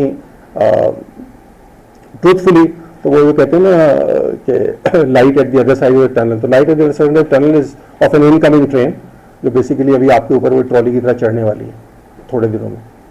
एक 1971 में चढ़ी थी, उसके बाद 4 मार्शल लॉ की सूरत में हमने भुगती है, कोवर्ट ओवर्ट वो हमने भुगता है। इस मुल्क में हमने मतलब से आज ही हमने किसी साहब ने वो हम छोटी छोटी इन्फॉर्मेशन लगाया था, उन्होंने कहा पाकिस्तान की कोई जामिया जो है वो टॉप 100 में शामिल नहीं है दुनिया के, लेकिन पाकिस्तान में दुनिया में सबसे ज़्यादा मदरसे हैं, ग्रोथ रेट सबसे ज़्यादा हुई है। सो अगेन ये अगर फैक्ट है, और अगर मैं उसको चैलेंज, मैंने अभी आज ही पढ़ा तो मैं उसको देखता, मुझे पता है एक्चुअली क्या हुई है।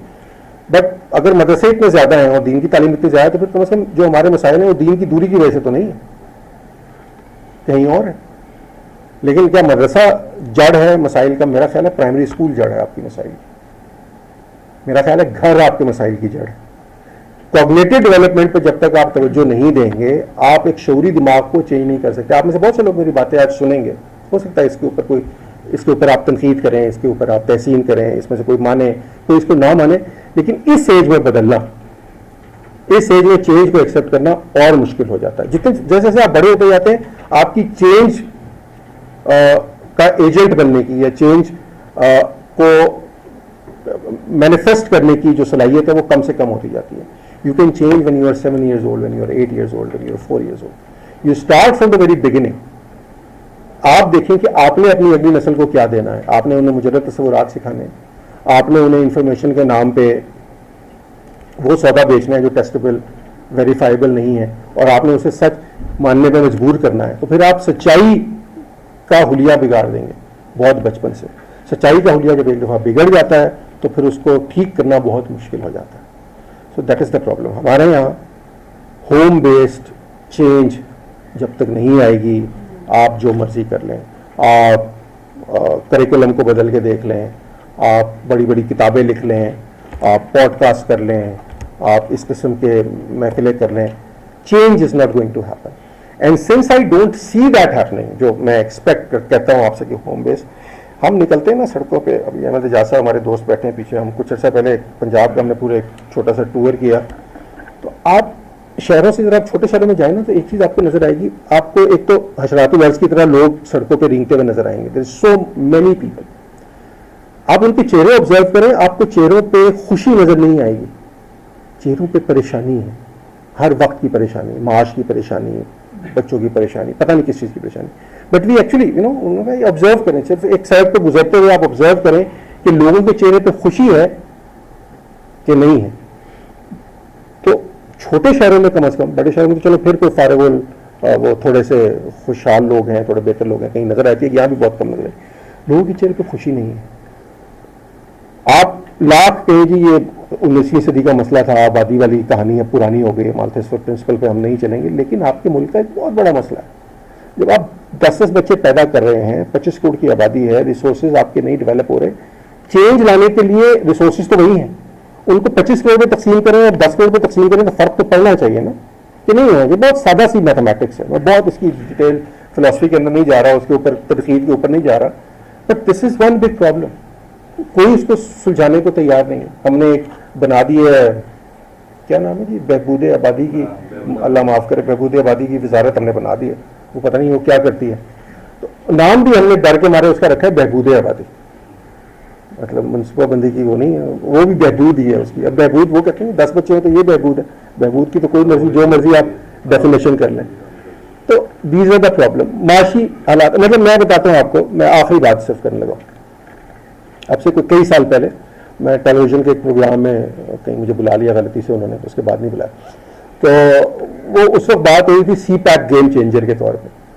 तो मैंने कहा यार सी पैक में समझाएं गेम चेंजर कैसे है, ये सड़कें बनेंगी, ये फलां बनेगा, ये बनेगा, ये रूट, ये रूट। मैंने कहा एक्चुअली आप देखें जो सी पैक की उसको $41 बिलियन वैल्यू थी, इससे फ्यूचर वैल्यू कोई आपको ये नहीं बताता, it's not the present value, this is the value that will materialise over a period of 20 years.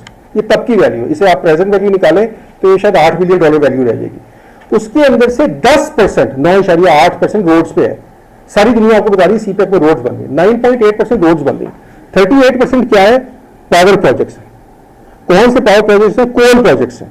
कौन से कोल प्रोजेक्ट्स हैं जिन्हें चाइना ने 2030 तक डिस्कार्ड करना है। आपके लगे, साहिवाल में लगा है आपका एक और आपके नाम से भी एक जगह है, वहां पे भी कादिराबाद के नाम से, वहां पे भी एक और लग रहा है, वहां पे भी एक लग रहा है। दुनिया जिन प्लांट्स को डिस्कार्ड कर रही है वो प्लांट्स उन इन्वेस्टर्स के लिए हम यहां पे लगा रहे हैं। आज के दिन आपको बिजली का जो ₹70 यूनिट पे करना पड़ रहा है, ये इसे नहीं पे करना पड़ा कि आपके यहाँ बिजली की प्रोडक्शन कम है, आपकी बिजली की प्रोडक्शन ज्यादा है, एक्चुअली आपकी खपत कम है। तो क्या होता है, आपके आईपीपीज जो हैं, जो आपने 1994 में किए, 2001 में किए, 2004 में किए, 2015 में मुआहदे किए, उन मुआहदों की कैपेसिटी पेमेंट आपको करनी पड़ती है। आईपीपीज बंद पड़े, आप उन्हें अरबों रुपए की पेमेंट्स कर रहे हैं, कॉन्ट्रैक्ट में लिखा है, करनी है कैपेसिटी पेमेंट। क्यों किया हमने उस वक्त हमने किया इसलिए कि हमारा ख्याल ये था कि हम एक बड़ा अड़तीस इंडस्ट्रियल जोन बना लेंगे, इंडस्ट्री लगा लेंगे, इंडस्ट्री चलेगी, उसे बिजली की जरूरत होगी, बिजली हमने पहले से बना के रख ली। इंडस्ट्रियल जोन नहीं लगे बट बिजली लग गई। अब वो बिजली आप जो आपको पता है, मतलब ज्यादा पुरानी बात नहीं है, जब आप ₹6 ₹10 यूनिट पे कर रहे थे। मेरे घर जो इस महीने बिजली का बिल आया वो ₹70 के हिसाब से आया, अगर मैं उसे कैलकुलेट करता हूँ सारे टैक्सेस, तो ₹70 per unit. Why do you पे दैट? क्यों उस वक्त किसी ने ये सवाल क्यों नहीं किया कि आईपीपीज के बजाय आप रिन्यूएबल एनर्जी के ऊपर क्यों नहीं जाते? जो आज सारी दुनिया को सोलर लगवाने पे आप तरगीब दे रहे हैं, उस वक्त की तरगीब क्यों नहीं दी? Because nobody asked the relevant questions. आप अपने साथियों को देख लें, बेनजीर भुट्टो से इंटरव्यू मैंने देखा हुआ है, नवाज शरीफ साहब से इंटरव्यू देखा हुआ है, जो टेंजिबल क्वेश्चंस होते हैं, जो एक्चुअल क्वेश्चंस होते हैं, हराम है कोई उसमें से कोई क्वेश्चन करे। 2 मिनट के अंदर सियासतदान ज्यादा स्मार्ट है, वो आपको बिल्कुल फारिग करके फेंक देता है। साफी की कोई रिसर्च नहीं थी। साफी कौन है आपका साफी है डॉक्टर शाहिद मसूद। उनके पास सर्वे इंफॉर्मेशन किस बारे में है? क़यामत कब आएगी। मतलब आपके साथी हैं, मतलब हामिद मीर साहब बहुत अच्छे काम भी करते हैं, बट वो आपको ये बता रहे हैं कि पानी से चलने वाली गाड़ी ईजाद हो गई, आगा वकार साहब ने कर ली है, बड़ी ठीक कर ली। 2 दिन पहले अभी नस्क में गए, उन्होंने फिर पानी से चलने वाली गाड़ी ईजाद करवाए, हालांकि वो हाइड्रोजन फ्यूल सेल्स हैं। There is, because nobody is interested in having research and having information. Information से जो हमारी ये नफरत है ना, जो नफूर है हमें, दैट इज द प्रॉब्लम। जिस दिन आपने इंफॉर्मेशन गैदर करना सीख लिया, सवाल करना सीख लिए, बच्चे की क्यूरियोसिटी को जिंदा रखना सीख लिया, आपने 5 साल आपने जिन घरों में 4 साल 5 साल 6 साल के बच्चे हैं ना, यहाँ पे काम करने की जरूरत है। उनकी क्यूरियोसिटी को मरने ना दें। उन्हें आप बताएं चूटियां जमीन पे चलती हैं तो एक दूसरे के साथ कम्युनिकेट कैसे करती हैं। उन्हें आप बताएं सितारे जो आपको नजर आते हैं ये क्या होते हैं। शाहब साकिब जो है जो टूटता है तो ये किसी शैतान को नहीं मारा जा रहा होता, ये मीटरॉइड शावर नासा आपको क्यों बता देता है इतने? ये सवालों के जवाब आपको देने चाहिए ना यार उन्हें, आप क्यों नहीं देते उन्हें सवालों के जवाब? बुक्स के अंदर रिप्रोडक्टिव ऑर्गन्स के जो वो हैं सफ़े हैं वो आपने मैंने स्कूलों में स्टेपल हुए भी देखे। बायोलॉजी की बुक ऑक्सफोर्ड से आती है, वो स्टेपल कर देते हैं कि ये बच्चे देख ना लें, इसको नहीं पढ़ाना हमने, उसमें तस्वीरें बनी हुई हैं। वही बच्चे हैं यार, उनके जिस्म में भी वही आज़ा लगे हुए हैं, आप नहीं बताते। इस मुल्क में सेक्सुअल प्रेडेटर्स क्यों कामयाब हैं? बिकॉज सेक्स एजुकेशन नाम की कुछ चीज़ नहीं। सेक्स एजुकेशन के नाम से हमारे जहन में आता है कि शायद हम बच्चों को पॉर्न मूवीज दिखाना चाह रहे हैं, हमें पता ही नहीं सेक्स एजुकेशन क्या होती है। There are problems you see, ये कोई ऐसी बड़ी बातें नहीं है, मैंने को बहुत कोई तहकीकी मकाले यहाँ प्रेजेंट नहीं किए, ये एवरीडे इश्यूज हैं, एवरीडे प्रॉब्लम्स हैं। सो इन दी एंड ऐसी किसी महफिल का मकसद सिर्फ ये होता है कि आपकी सोच को थोड़ा सा हम, ज़ाहिर है मैं जो समझता हूँ कि मैं जो सोच रहा हूँ वो ठीक है, हो सकता है वो भी बिल्कुल गलत हो, बट आप अगर मुझे सवाल करके और दलील से कन्विंस करें तो बात होगी, बजाय इसके कि आप एडोमिनियम फैलेसी के ऊपर चले जाएं।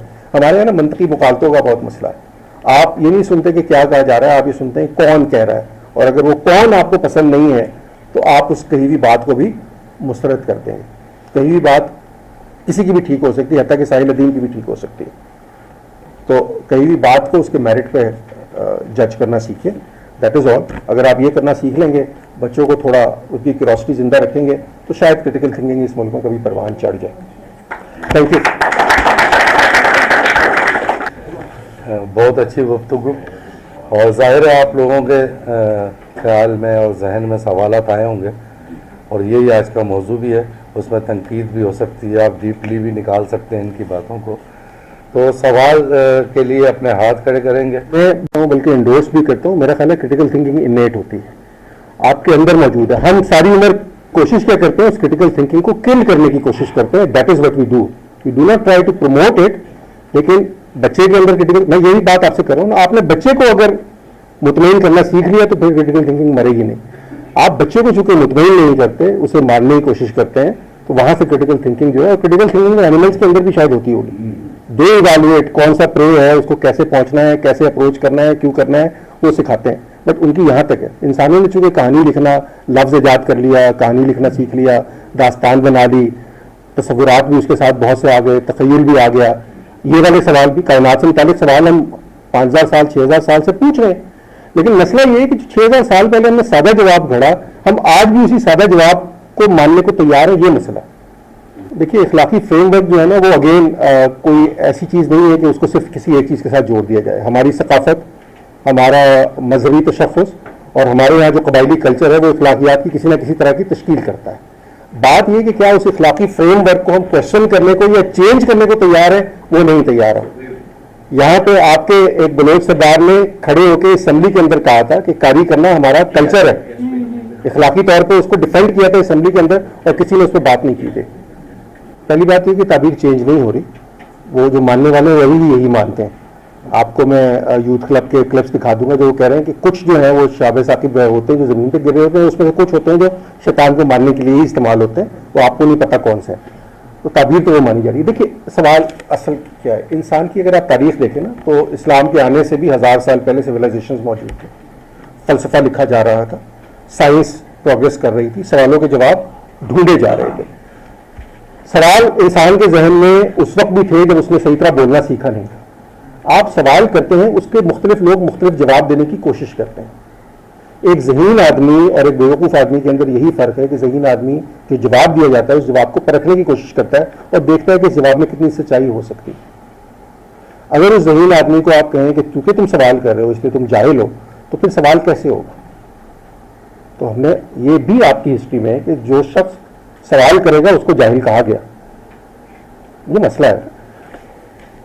तो आज अगर आपकी शाहब साकिब की एग्जाम फर्ज करें, मैं कहता हूँ कि मीटराइट शावर है, जब ज़मीन की सतह ये ओजोन जो आपकी ज़मीन के इर्द गिर्द जो ओजोन का और वो गिलाफ गैसों का है, जब उससे पत्थर टकराते हैं तो रगड़ की वजह से आग पैदा होती है। Seems like a nice answer, but ज़रूरी नहीं है आप पे मानना। आप उसको रिसर्च कर सकते हैं, आप जाके देख सकते हैं कि वाकई ऐसा होता है या ऐसा नहीं होता, क्या कोई ऐसी भी चीज़ें हैं जो इसके अलावा भी कोई एक्सप्लेनेशन दे सकें। साइंस का मसला ये है कि साइंस किसी चीज़ को हतमी जवाब नहीं मानती। वो आपसे कहती है कि this is the answer that we are providing you to the best of our knowledge, to the best of our calculation as of today, it could change tomorrow. Einstein जैसा जहन जो है, जितना बड़ा जहन, वो क्वांटम मैकेनिक्स के पर या क्वांटम फिजिक्स पे कायल नहीं था, बट क्या क्वांटम फिजिक्स या क्वांटम रियलिटी जो है वो रियलिटी नहीं है, आज हमें पता ही नहीं लग गया। तो ये नहीं कहा जा सकता है कि कोई भी सवाल जो है वो अपनी जगह, कोई भी जवाब जो है वो हतमी। जब आपको कोई ये कहना शुरू कर दे कि जवाब हतमी है, यहां तो समझ लीजिए गड़बड़। हतमी जवाब नहीं है, कोई नहीं, साइंस के पास भी नहीं, किसी के पास नहीं है। एब्सोल्यूट ट्रूथ नाम की कोई चीज नहीं है। इंस्ट्रूमेंटल लेवल के ऊपर शायद आप चले बात कर लें कुछ और, बट एब्सोल्यूट ट्रूथ नाम की कोई चीज एग्जिस्ट करती ही नहीं है। हर चीज अपनी जगह तगय्युर पची है, उसमें चेंजेस आ सकते हैं, उस कॉन्सेप्ट को चेंज किया जा सकता है। कशिश अकल की रफ्तार आपने नाप ली है, बट कशिश अकल की रफ्तार कहीं और मुख्तलिफ हो सकती है। ब्लैक होल के अंदर की दुनिया में नहीं पता कैसी है, वहाँ एक नई कायनात बन सकती, हो सकता है सब कुछ वहाँ फना हो रहा हो। We are trying to discover it, our knowledge is still very limited. But ये लिमिटेड नॉलेज रखने का मतलब ये नहीं है, आपको कहता है तुम्हारा नॉलेज लिमिटेड है, इसका ये मतलब नहीं कि आप उसके दिए हुए जवाब को मान लें। लिमिटेड नॉलेज के अगेंस्ट आपको उससे ज्यादा नॉलेज प्रेजेंट करना पड़ेगा। You can not give an answer which does not have testifiable evidence and make you believe that answer because you do not have a better explanation. ये तरीका नहीं होता। ये तरीका अकायद की सूरत में तो अपनाया जाता है, लेकिन इल्म की दुनिया से इसका कोई ताल्लुक नहीं। मतलब आपका ख्याल है, अगर आप क्यूरियोसिटी उसकी बचाए रखते हैं तो उसमें सेफ्टी कैसे मुतासिर होगी, मैं समझना चाह रहा हूँ। तो बच्चों जब मैं, खैर वो थोड़े बड़े जब हो गए थे, तब उन्हें हमने ये बताना शुरू किया था कि इम्तहान में पास होने के लिए चीज़ों को किसी और तरह देखना पड़ेगा और चीज़ों को उसकी असल में समझने के लिए किसी और तरह देखना पड़ेगा। तो आप ये बात ठीक कर रहे हैं कि आपकी इन्वायरमेंट जो है वो आपके घर तक महदूद नहीं है। हमारे यहाँ चूँकि एक हथियार और हमारे पास आ गया है, बाकायदा उसके लिए कानून भी बन गया है, जिसमें हर चीज़ जो है वो तौहीन में ढल जाती है। तो that is a trade off that you have to think about. You have to allow the child to think for himself. मैं ये नहीं आपसे कह रहा कि बच्चे को आप तरगीब ये दें कि थीज़म ठीक नहीं है, एथीज़म ठीक है, क्योंकि ये भी तब्लीग हो गई, ये भी बच्चे की कंडीशनिंग हो गई। असल क्वेश्चन ये है कि क्या बच्चे को खुद आप आज़ादाना सोचना सिखा रहे हैं कि नहीं सिखा रहे। जो सवाल उसके होंगे ना, जो असल सवाल बच्चे के होते हैं, बच्चे का सवाल मुजर्रद तस्वीरात से मुताल्लिक होते नहीं है, बिकॉज छोटे बच्चे के लिए मैटर नहीं करती चीज़ें। उसके लिए क्या मैटर करता है, उसे चूटियाँ चलती हुई नजर आती हैं, वो सवाल करेगा आपसे, चूटियों के बिल देखेगा वो सवाल करेगा, आसमान पर सितारे को मूव करके देखेगा सवाल करेगा। इसके साइंटिफिक आंसर देने से उसकी सेफ्टी जो है वो खराब नहीं होती। सेफ्टी हमारे यहाँ जो है ना वो मुजर्रद तस्वीरात के हवाले से खराब होती है। मुजर्रद तस्वीरात के ऐसे आपको सिर्फ उसे ये बताना है कि he needs to listen to everything and then decide for himself, not accept anything on because it is presented. वो मंतकी मकालता एक होता है जिसमें कहते हैं अपील टू अथॉरिटी, उसे कहते हैं मुख्तदरा की दुआई, क्योंकि फलां बंदे ने कही इसलिए बात ठीक होगी। इस सिंड्रोम से उसे निकालना है। लॉजिकल फैलेसीज आप सिखा दें अगर बच्चे को, तो वो खुद से चीज़ों को क्वेश्चन करना सीख जाएगा। खुद से क्वेश्चन करके वो जो चीज़ अडॉप्ट करेगा वो ठीक है उसके लिए, उसमें कोई हर्ज नहीं। हम बात ये करते हैं कि चीज़ें जो है वो जब ने हिग्स बोसान वाली बातें सामने आई तो उन्होंने कहा, हमारा हमेशा से नजरिया था कि कोई चीज़ something can not be produced from nothing, but now we see things are produced out of nothing, because physics के अंदर नथिंग जो है वो कुछ और हो जाता है। नथिंग जो है खुद ब खुद जर्रे प्रोड्यूस हो रहे हैं, खुद ब खुद जर्रे मिट रहे हैं। हम अभी तक उसे एक्सप्लेन नहीं कर पाए, उसकी प्रॉपर एक्सप्लेनेशन हमारे पास नहीं है। हमने गॉड पार्टिकल की तो बात कर ली, बट उसकी प्रॉपर एक्सप्लेनेशन हम अभी ढूंढ रहे हैं। एनीथिंग इज पॉसिबल, ये वो चीज़ें हैं। इसके लिए एक एग्जैक्ट लफ्ज है, मुझे जहन में नहीं आ रहा, एग्जैक्ट टर्मिनोलॉजी है। ये जो मैथमेटिक्स के जो थ्योरम्स है ना बाकायदा डिफाइन कि 2 जमा 2 4, 2 जमा 5 करके भी आप कुछ नहीं कर सकते ना। It would not change. देखिए अगेन 4 क्या चीज़ है, ये 5 क्या चीज़ है, एक सिंबल का नाम। आपने एक सिंबल दिया हुआ, 2 चीज़ें आप रखते हैं, उसमें 2 चीज़ें जमा करते हैं, वो 4 हो जाती है। क्या ये रियलिटी ब्लैक होल के अंदर चेंज हो सकती है? जब नथिंग से समथिंग प्रोड्यूस हो सकती है तो yes this is possible as well. हमारे पास इस वक्त जानने का कोई तरीका नहीं एस्टैब्लिश फैक्ट्स के अंदर या एस्टैब्लिश मैथमेटिक्स के अंदर। फैक्ट्स अगर हो, मैथमेटिक्स में कहते हैं इट्स अ यूनिवर्सल लैंग्वेज। अच्छा, यूनिवर्सल लैंग्वेज क्यों कहते हैं? क्योंकि अगर फर्ज कर लीजिए आपसे कोई एलियन राब्ता करता है तो आपसे किस जबान में गुफ्तगू करेगा? बहुत पहले कार्ल सेगन ने एक नॉवल लिखा था कॉन्टैक्ट के नाम से, उसमें उसने बात की थी कि अगर किसी एलियन रेस ने आपसे कभी राब्ता किया है ना तो वो आपसे मैथमेटिक्स में गुफ्तगू करेगी, बिकॉज मैथमेटिक्स वाहिद चीज़ है जो कायनात में कहीं चेंज नहीं हो रही। हमारे नॉलेज के हिसाब से, अब तक के नॉलेज के हिसाब से।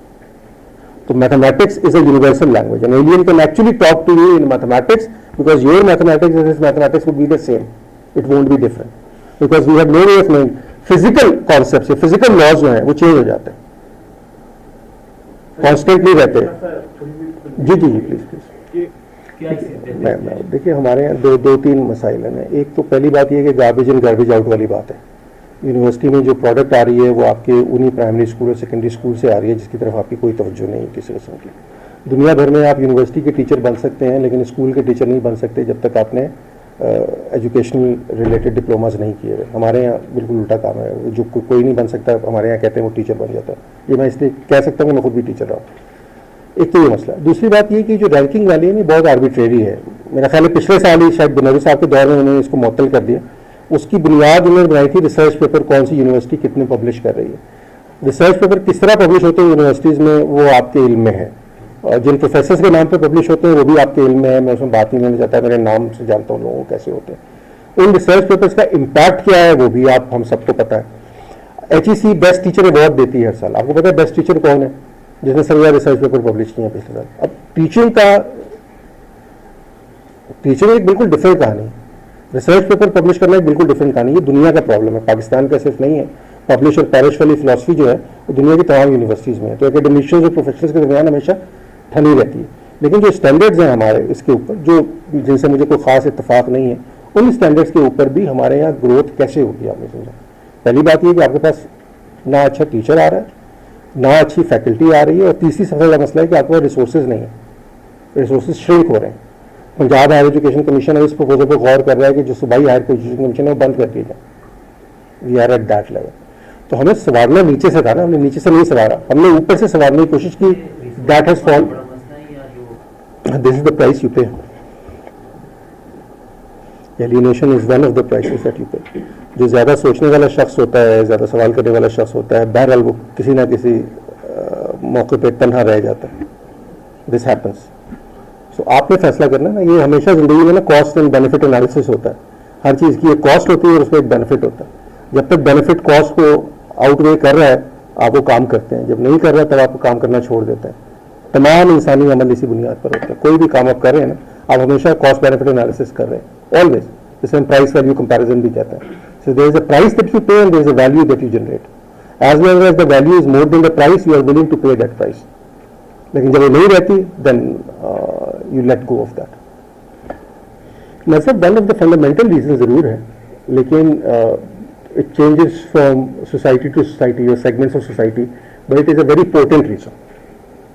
क्योंकि अकीदा में जब आप, अकीदा का मसला ये है ना कि अकीदा जो है उसमें एविडेंस तो नहीं है, तो आपको एविडेंस के बगैर अगर कोई चीज़ माननी सिखा दी जाए तो फिर आप एविडेंस के ऊपर चीज़ों को वे करने की अपने अंदर वो सलाहियत कैसे पैदा करेंगे। It is one of the reasons.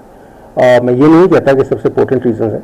ऐसी सोसाइटी है, सेगमेंट्स ऑफ ऐसी सोसाइटी जहाँ रिलीजन इतना प्रिवेल नहीं करता या सकाफत जो है वो ज़्यादा इंपॉर्टेंट एलिमेंट है, वहाँ भी क्रिटिकल थिंकिंग का आपको बाज़ औक़ात खुदार नजर आएगा।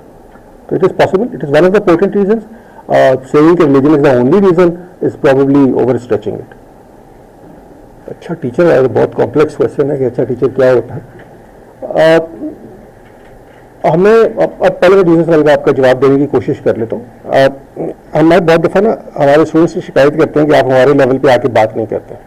अच्छा मेरा अपना ख्याल ये है कि टीचर वो है जो आपको किसी एक पेडेस्टल से उठा के दूसरे पेडेस्टल तक ले जाने में कम से कम कामयाब हो जाए, वो शायद एक अच्छा टीचर है। आपको सोचना सिखा दे। अगर मैंने आपको सोचना सिखा दिया है, सवाल करना सिखा दिया है, तो मैं एक अच्छा टीचर हूँ। अच्छा टीचर वो नहीं है जो लर्निंग आउटकम स्टेटमेंट्स जो हैं वो पढ़ा के आपको चला जाता है कि आपके फिजिक्स के अंदर ये LOS है, बस ये मैंने आपको पढ़ा दी है, आपने सीख ली है। हमारे यहाँ बहुत से फिजिक्स ग्रेजुएट पैदा होते हैं और टेक्नीशियन के तौर पे पैदा होते हैं, टेक्नीशियन के तौर पर मर जाते हैं। इजादात करने वाले, हिग्स बोजान को दरियाफ्त करने वाले, ये वो लोग होते हैं जिन्होंने सोचना सीखा होता है, जो चीज़ को उसके फेस वैल्यू को नहीं लेते, उससे आगे बढ़ के बात करते हैं। टीचर का रोल बुनियादी तौर पर तो ये है कि आपको एम्पावर करे या इनेबल करे, to make a student and enabler. ये बुनियादी उसका रोल है। दूसरा ये कि इन्फॉर्मेशन के लिए अगेन देखिए, मैं आपसे वही बात कर रहा था कि इन्फॉर्मेशन के दो मसाइल हैं। एक तो ये कि इन्फॉर्मेशन कंप्लीट होनी चाहिए, दूसरी ये कि इन्फॉर्मेशन किसी वक्त तक कंप्लीट होनी चाहिए। ये एक हमेशा का ट्रेड ऑफ है। इन्फॉर्मेशन हमेशा इज एवर चेंजिंग डायनामिक्स। जो इन्फॉर्मेशन आप ले रहे हैं, अगर आप सिर्फ आपको देखना पड़ेगा कि आप कितने सोर्सेज से एक इन्फॉर्मेशन को वेरीफाई करने की कोशिश कर रहे हैं। अब हमारे पास इंटरनेट के आने के बाद से, गूगल के आने के बाद से ये सोर्सेज अनलिमिटेड हो गए। आप बहुत से पर्सपेक्टिव जो हैं पढ़ सकते हैं। अच्छा, मुझे ये लगता है कि सच जो है, अगर सच एक रिलेटिव सी टर्म है, लेकिन सच अपनी पहचान खुद करा लेता है। आप एक दौर में ये समझते थे कि जो 1965 की जंग है वो हमने जीत ली थी और वाकई उसमें आ गए थे और ये कर लेते। किसी स्टेज पे आपने पढ़ा कि यार ऑपरेशन जिब्राल्टर नाम की भी कोई एक चीज़ थी, कोई हुई थी, हमें किसी ने नहीं पढ़ाई कोर्स के अंदर। आपने पढ़ा तो हमें लगती ठीक है, इसके बारे में किसी ने बात नहीं की। हमने नेशनली को जाके नहीं देखा, रन ऑफ कच्छ में क्या हुआ, हाजीपीर में क्या हुआ, किसी ने हमें नहीं बताया। तो जब इन्फॉर्मेशन आपको मिलनी शुरू होती है ना मुख्तलिफ सोर्सेज से, तो वो सच अपनी जगह या अपना रास्ता खुद ही बना लेता है। उसका कोई सेट फार्मूला या रूल ऑफ थंब नहीं है, कौन सी इन्फॉर्मेशन सही है, कौन सी इन्फॉर्मेशन नहीं सही। जो इन्फॉर्मेशन आपको प्रोवाइड की जा रही है बहुत सी दफ़ा पर्सपेक्टिव है, ये ओपिनियन है। मेरी ओपिनियन कुछ और है, कादिर साहब की ओपिनियन कुछ और है, जैफ सईद साहब की ओपिनियन कुछ और है। You weigh this opinion and according to your own judgement you decide कि which opinion you need to accept. देखिए, ये पहला आपके सवाल का जवाब देता हूँ। जब आपने कहा ना कि बारिश कैसे आई, तो बारिश का आपने इसको बहुत सिंपल आंसर दे दिया कि अल्लाह ने या किसी देवता ने, किसी ने। लेकिन आप बड़े आसानी से मोटरसाइकिल एक 4 साल के बच्चे को एक्सप्लेन कर सकते हैं। बारिश आसमान से नहीं आती, ज़मीन से बुखारात उठते हैं, वो ठंडे हो जाते हैं, कंडेंस होते हैं, बादल की शक्ल इख्तियार कर लेते हैं, हवा का प्रेशर कम या ज़्यादा होने की वजह से कहीं पर बरस जाते हैं। So rather than giving an answer which does not have any scientific basis, you can give him an answer. 4 साल का बच्चा उस आंसर को समझ जाएगा, ये मैं आपको बड़ी ईमानदारी से बता रहा हूँ। और नहीं समझेगा तो आपसे मजीद सवाल करेगा। वो उस वक्त तक सवाल करता रहता है जब तक उसकी क्यूरियोसिटी जो है वो तय नहीं हो जाती। बच्चों को हम कुछ फेरी टेल्स भी सुनाते हैं, इसमें कोई शुबे की बात नहीं है। हम टूथ फेरी के बारे में उसे बताते हैं, हम ईसाई माशरों के अंदर सेंटा क्लॉज के बारे में बताते हैं, लेकिन साथ साथ हम ये इंश्योर करते हैं कि जो उसे हम फेरी टेल्स सुना रहे हैं, इनको किसी स्टेज पे सचमुच फेरी टेल ही समझे। तो कोई आपको ग्रोन अप क्रिश्चियन नहीं मिलेगा जो सेंटा क्लॉज को रियल समझता हो या टूथ फेरी को ढूंढ रहा हो, लेकिन आपको बहुत से ग्रोन अप लोग मिल जाएंगे जो बचपन में बहुत से इमेजिनरी चीज़ों के बारे में बताया, उनको अभी तक सच समझते हैं। तो आपको कहीं ना कहीं जब आप फेरी टेल सुना रहे हैं तो उसको फेरी टेल के तौर पर सुनाना है आपको उसको। दूसरा सवाल जो आपकी सेक्स एजुकेशन का सवाल है ना, हमारे यहाँ आपको बताया, हमारे यहाँ बहुत से सेक्सुअल प्रेडेटर्स इसलिए कामयाब हो जाते हैं। हमारे यहाँ 4 साल के बच्चे रेप होते हैं, 5 साल के 6 साल के बच्चे रेप होते हैं। उन्हें गुड टच बैड टच का नहीं पता, क्योंकि हम कहते हैं यार इस उम्र में इसे कैसे मैं बताऊं, बड़ा बुरा लगता है बताते हुए। हमारी भी तरबियत उसी तरह हुई है। लेकिन क्या ये रेपिस्ट को आप रोक पाएंगे उसे ना बता के कि तुमने क्या नहीं करना? वो आपसे पूछेगा कि बैड टच क्या होता है और बैड टच से क्या हो सकता है, क्या पॉसिबल हो सकता है। You don't want to explain that, क्योंकि आपकी एक जो माशरती तरबियत है वो इजाजत नहीं दे रही उसको, लेकिन आप उसे बताएंगे। आप अगर अमेरिकन स्कूल्स के अंदर चले जाएं, यूरोपियन स्कूल्स के अंदर चले जाएं, तो ये जो प्री नर्सरी, इसके अंदर आपको एक्चुअल सेक्सुअल ऑर्गन्स के बारे में बताया जाएगा। आपको बताया जाएगा कि मर्द का पीनस होता है तो औरत की वजाइना होती है, फर्क क्या होता है दोनों के अंदर, how is it that different. एक चीज और याद रखिएगा, बच्चा क्यूरियस भी होता है, सेक्स के मामले में भी बहुत क्यूरियस होता है। हमारे यहाँ बच्चे भी बहुत सारी ऐसी गलत चीजों में इन्वॉल्व होते हैं जिसके बारे में उन्हें समझ नहीं आ रही होती, because you are not able to answer that. वो अपने एंड पे एक्सप्लोर करने से तो आप नहीं रोक सकते किसी को। आप भी बचपन के उसी दौर से गुजरे होंगे, तो ये ऐसी बात नहीं है कि हमें समझ ना आती। तो सवालों के जवाब ढूंढे जा सकते हैं। दूसरी बात यह कि आप अब तो जिंदगी बहुत आसान हो गई। आप यूट्यूब पर चले जाए ना, तो आपको सेक्स एजुकेशन के ऊपर या बच्चों की इनिशियल एजुकेशन सेक्स से मुताल्लिक उसके ऊपर हजारों वीडियोस मिल जाएंगी। You need to guide your kid to start watching those videos which are made for 4 year old, 5 year old, 6 year old. You don't want to answer that. There is a plethora of activities जहाँ पे आप उसे वो चीज़ें सिखा सकते हैं और बता सकते हैं। सो घबराना नहीं चाहिए इससे किसी जवाब से। हाँ, ये जरूर है कि किसी वक्त आपको समझ ना आ सके, मैं ठीक है मैं तुम्हें 1 दिन बाद जवाब देता हूँ। मेहनत करें थोड़े बच्चे के लिए, जाएं यूट्यूब पे, देखें कि ऐसे सवालों के क्या जवाब हो सकते हैं, क्या जवाब दिए गए, इलस्ट्रेशंस कहीं मौजूद हैं कि नहीं। ऐसी चीज़ जो बच्चे की सेंसिटिविटी को भी डैमेज ना करे और बच्चे तक इंफॉर्मेशन भी पहुंचा दे। इसके ऊपर तो मतलब देखें ना, पिछले 100 सालों से इन्हीं चीज़ों के ऊपर काम हो रहा है। हमारे यहाँ आप देखें, हमारे यहाँ बच्चों का अदब, जो मैंने बचपन में पढ़ा था, हमारे यहाँ बच्चों का अदब भी तकलीफ नहीं हो रहा अभी तक। वो सूफी गुलाम से तबस्सुम की चीज़ें, सईद लफ्ज़ साहब की चीज़ें, मकबूल जहांगीर साहब ने, वही जो हमने बच्चों ने पढ़ी थी, आज भी शायद वही चीज़ें। बहुत थोड़ा बहुत को बच्चों का अदब तकलीफ हुआ है, तो बच्चों के लिए इंफॉर्मेशन तकलीफ होने वाली चीज़ तो है ही नहीं। ठीक है, कोई भी पॉजिटिव काम आप करते हैं उससे फ़र्क तो पड़ता है, ये तो नहीं होता कि फ़र्क नहीं पड़ता। कितना फ़र्क पड़ेगा ये मैं नहीं कह सकता। किसी भी सोसाइटी में नॉलेज और स्किल्स दोनों अपनी जगह रखती हैं। हमारे यहाँ मसला ये है कि हम पिछले कुछ अर्से से सोचना शुरू हो गए कि नॉलेज ज़्यादा इंपॉर्टेंट नहीं रहा, सिर्फ स्किल्स सिखाते हैं लोगों को, माशी तौर पर आप किसी तरह इस काबिल बना दें कि वो कमाल है। लेकिन ये अगर नॉलेज की आपने ट्रेड ऑफ के तौर पर करना शुरू कर दिया तो ये बहुत खतरनाक चीज़ है। बिकॉज आप ऐसे माशी इंजन पैदा कर रहे होंगे अगेन जिनके पास सोचने समझने की सलाहियत नहीं होगी और वे खास हद से आगे कुछ प्रमोट नहीं कर सकेंगे। सोसाइटीज़ जो प्रोग्रेस की हैं दुनिया में वो नॉलेज की बेस पे की हैं, स्किल की बेस पे नहीं की। नॉलेज जब तक डेवलप नहीं होगा ना तब तक कुछ नहीं होगा। तो हमें नॉलेज की तरफ तवज्जो देनी चाहिए और नॉलेज जो है वो again it is based on information, it is based on research, it is based on your ability to analyse information, process it and use it, apply it in the right sense. ये जो आपके हैं ये short term, मिसाल के तौर पर हमारे यहाँ माइक्रो फाइनेंस के बहुत सारे इदारे जो हैं वो चलते हैं, वो कर्जा दे देते हैं, लेकिन उनमें कोई माइक्रो फाइनेंस इदारे का मैंने आज तक नहीं देखा कि वो प्रॉपर स्किल बिल्डिंग के ऊपर तवज्जो दे सकते हो कि 50,000 रुपये हम आपको दे रहे हैं, 50,000 रुपये से क्या क्या किया जा सकता है और किस तरह किया जा सकता है। मिनिस्ट्री ऑफ IT ने जैसे कुछ हिस्सा पहले DG स्किल्स के नाम से एक प्रोग्राम शुरू किया था जिसमें आपको फ्री कोर्सेज हैं, आप जाके वहाँ पे फ्रीलांसिंग वगैरह सीख सकते हैं। हमारे यहाँ एक बहुत बड़ा ये है कि हमारे यहाँ हर एक को फिर आपको अच्छा ये जो चीज़ है ना, चूँकि माशी तौर पर हमारे मसाइल हैं तो इसको बहुत सारे लोगों ने एक्सप्लॉइट करना शुरू कर दिया। मतलब वो एक शाहिद अनवर साहब आते हैं गरीबों और ये वो, अब ये जो लोग होते हैं ये आपको बता रहे होते हैं कि वो बहुत अरबपति हैं और ये वो, लेकिन वो आपको राज सिखाना चाहते हैं सिर्फ $50 के अगेंस्ट, आप उनका कोर्स खरीद लें। तो आजकल आप देखेंगे तो हर किसी को अमेजॉन के कोर्सेज बेचे जा रहे हैं, हर किसी को IT के कोर्सेज बेचे जा रहे हैं। अगेन उससे एक और डिफरेंट लॉट क्रिएट हो रही है, थोड़ी देर से बाद बहुत फ्रस्ट्रेट हो जाएगी क्योंकि हर कोई ये काम नहीं कर सकता। मसला क्या है मैं आपको बताता हूँ, इम्पॉर्टेंट मसला ये है कि आपको ये समझना पड़ेगा कि किसी भी बच्चे का या किसी भी नौजवान का एप्टीट्यूड क्या है। आप पहले एप्टीट्यूड आइडेंटिफाई करने की कोई एक्सरसाइज क्रिएट करें, उसका एप्टीट्यूड आइडेंटिफाई हो जाए, उस एप्टीट्यूड के अंदर उसको नॉलेज या स्किल की ट्रेनिंग, एक स्किल की ट्रेनिंग सबको प्रोवाइड कर देना, सबको अमेजोन का सेलर बना देना, सब अमेजोन सेलर नहीं बन सकते। सबको कहा तुम वेबसाइट डिज़ाइन कर लो, फ्रीलांसर नहीं बन सकता, हर कोई फ्रीलांसर बन सकता, सारी दुनिया ना बन जाती। हमारे यहाँ हर बच्चे के अंदर कोई स्किल है या कोई स्किल उसके अंदर इनेट स्किल्स की कोई ना कोई गुंजाइश होती है। हमारे यहाँ एप्टीट्यूड को एनालाइज करने पे या एप्टीट्यूड को आइडेंटिफाई करने पे कोई तवज्जो है ही नहीं। सिर्फ एप्टीट्यूड आइडेंटिफाई करें तो यहाँ से चीज़ें चेंज होना शुरू होंगी। पहला स्टेप वो है, दूसरा स्टेप जाहिर है उससे रिलेटेड आप नॉलेज या स्किल्स की बुनियाद पर आप करें।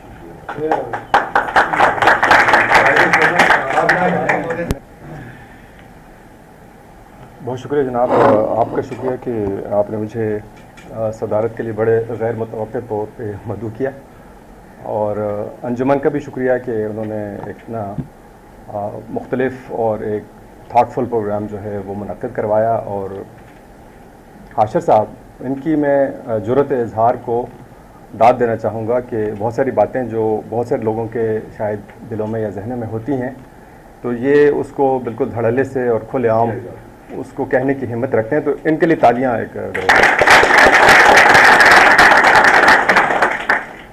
जो इन्होंने गुफ्तगू की वो बहुत ही वाइड रेंजिंग थी। उसमें आप देखें तो मतलब कॉग्निटिव साइंस से लेकर तो उसमें क्वांटम मैकेनिक्स तक तकरीबन बहुत सारे पहलू आ गए, एजुकेशन और वो सारी थियरीज़ वगैरह वो आ गई। उस पर ज़ाहिर है कि ये तो पूरी एक किताब का मौजू है, तो कुछ इस पर मतलब इजाफा करना तो उस तरह से मुमकिन नहीं है। सिर्फ मैं एक दो बातें कहूँगा कि शायद इंसान के लिए बिल्कुल उस तरह से क्रिटिकल होना या लॉजिकल होना मुमकिन नहीं है, क्योंकि इंसान बुनियादी तौर पे रैशनल एनिमल जो कहा जाता है वो नहीं है, बल्कि इमोशनल एनिमल है। बहुत सारी चीज़ें जो हैं वो इमोशंस की बुनियाद पर होती हैं। जो इन्होंने मिसाल दी ट्रॉली प्रॉब्लम की, वही ये जाहिर करती है कि इंसान इमोशंस की बुनियाद पे फैसला करते हैं, वरना वो अगर क्रिटिकली चीज़ों को देखता तो वो जो सिनेरियोज बताए उनमें कोई फ़र्क नहीं था। जैसे कि एक लेवर दबा के तो 5 लोगों को बचा लेना, एक को मार देना, या अगर आप डॉक्टर हैं या सर्जन हैं तो एक बंदे के आज़ाद निकाल के 5 में लगा उनकी ज़िंदगियाँ बचा। लेकिन हमें जो फ़र्क महसूस होता है इसलिए होता है कि हम इमोशंस की बुनियाद पर फैसले करते हैं। तो ये इंसान का एक इनहेरेंट या बिल्ट इन उसका फीचर है कि वो अपने इमोशंस के सहारे वो फैसला करता है, और उन इमोशंस की जो डेवलपमेंट है वो सारी की सारी उसकी एक लंबी इर्तिकाई कहानी है कि वो इमोशंस क्यों डेवलप हुए। और उसका मतलब चूँकि बुनियादी तौर पे सर्वाइवल था, तो उसने ही इंसान की तमाम जितनी भी जो उसकी फैकल्टीज़ हैं उसको शेप किया है।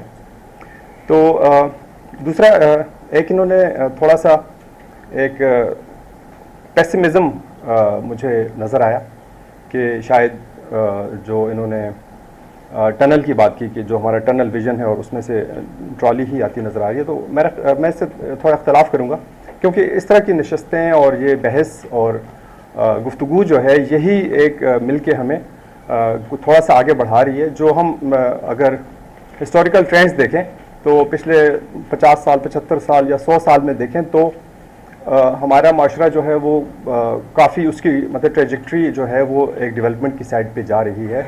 लोगों के अंदर सोचने का, सवाल उठाने का जो मादा था तो वो बढ़ रहा है, और वो उसमें अप्स एंड डाउन्स आते रहते हैं मुख्तलिफ अदवार में।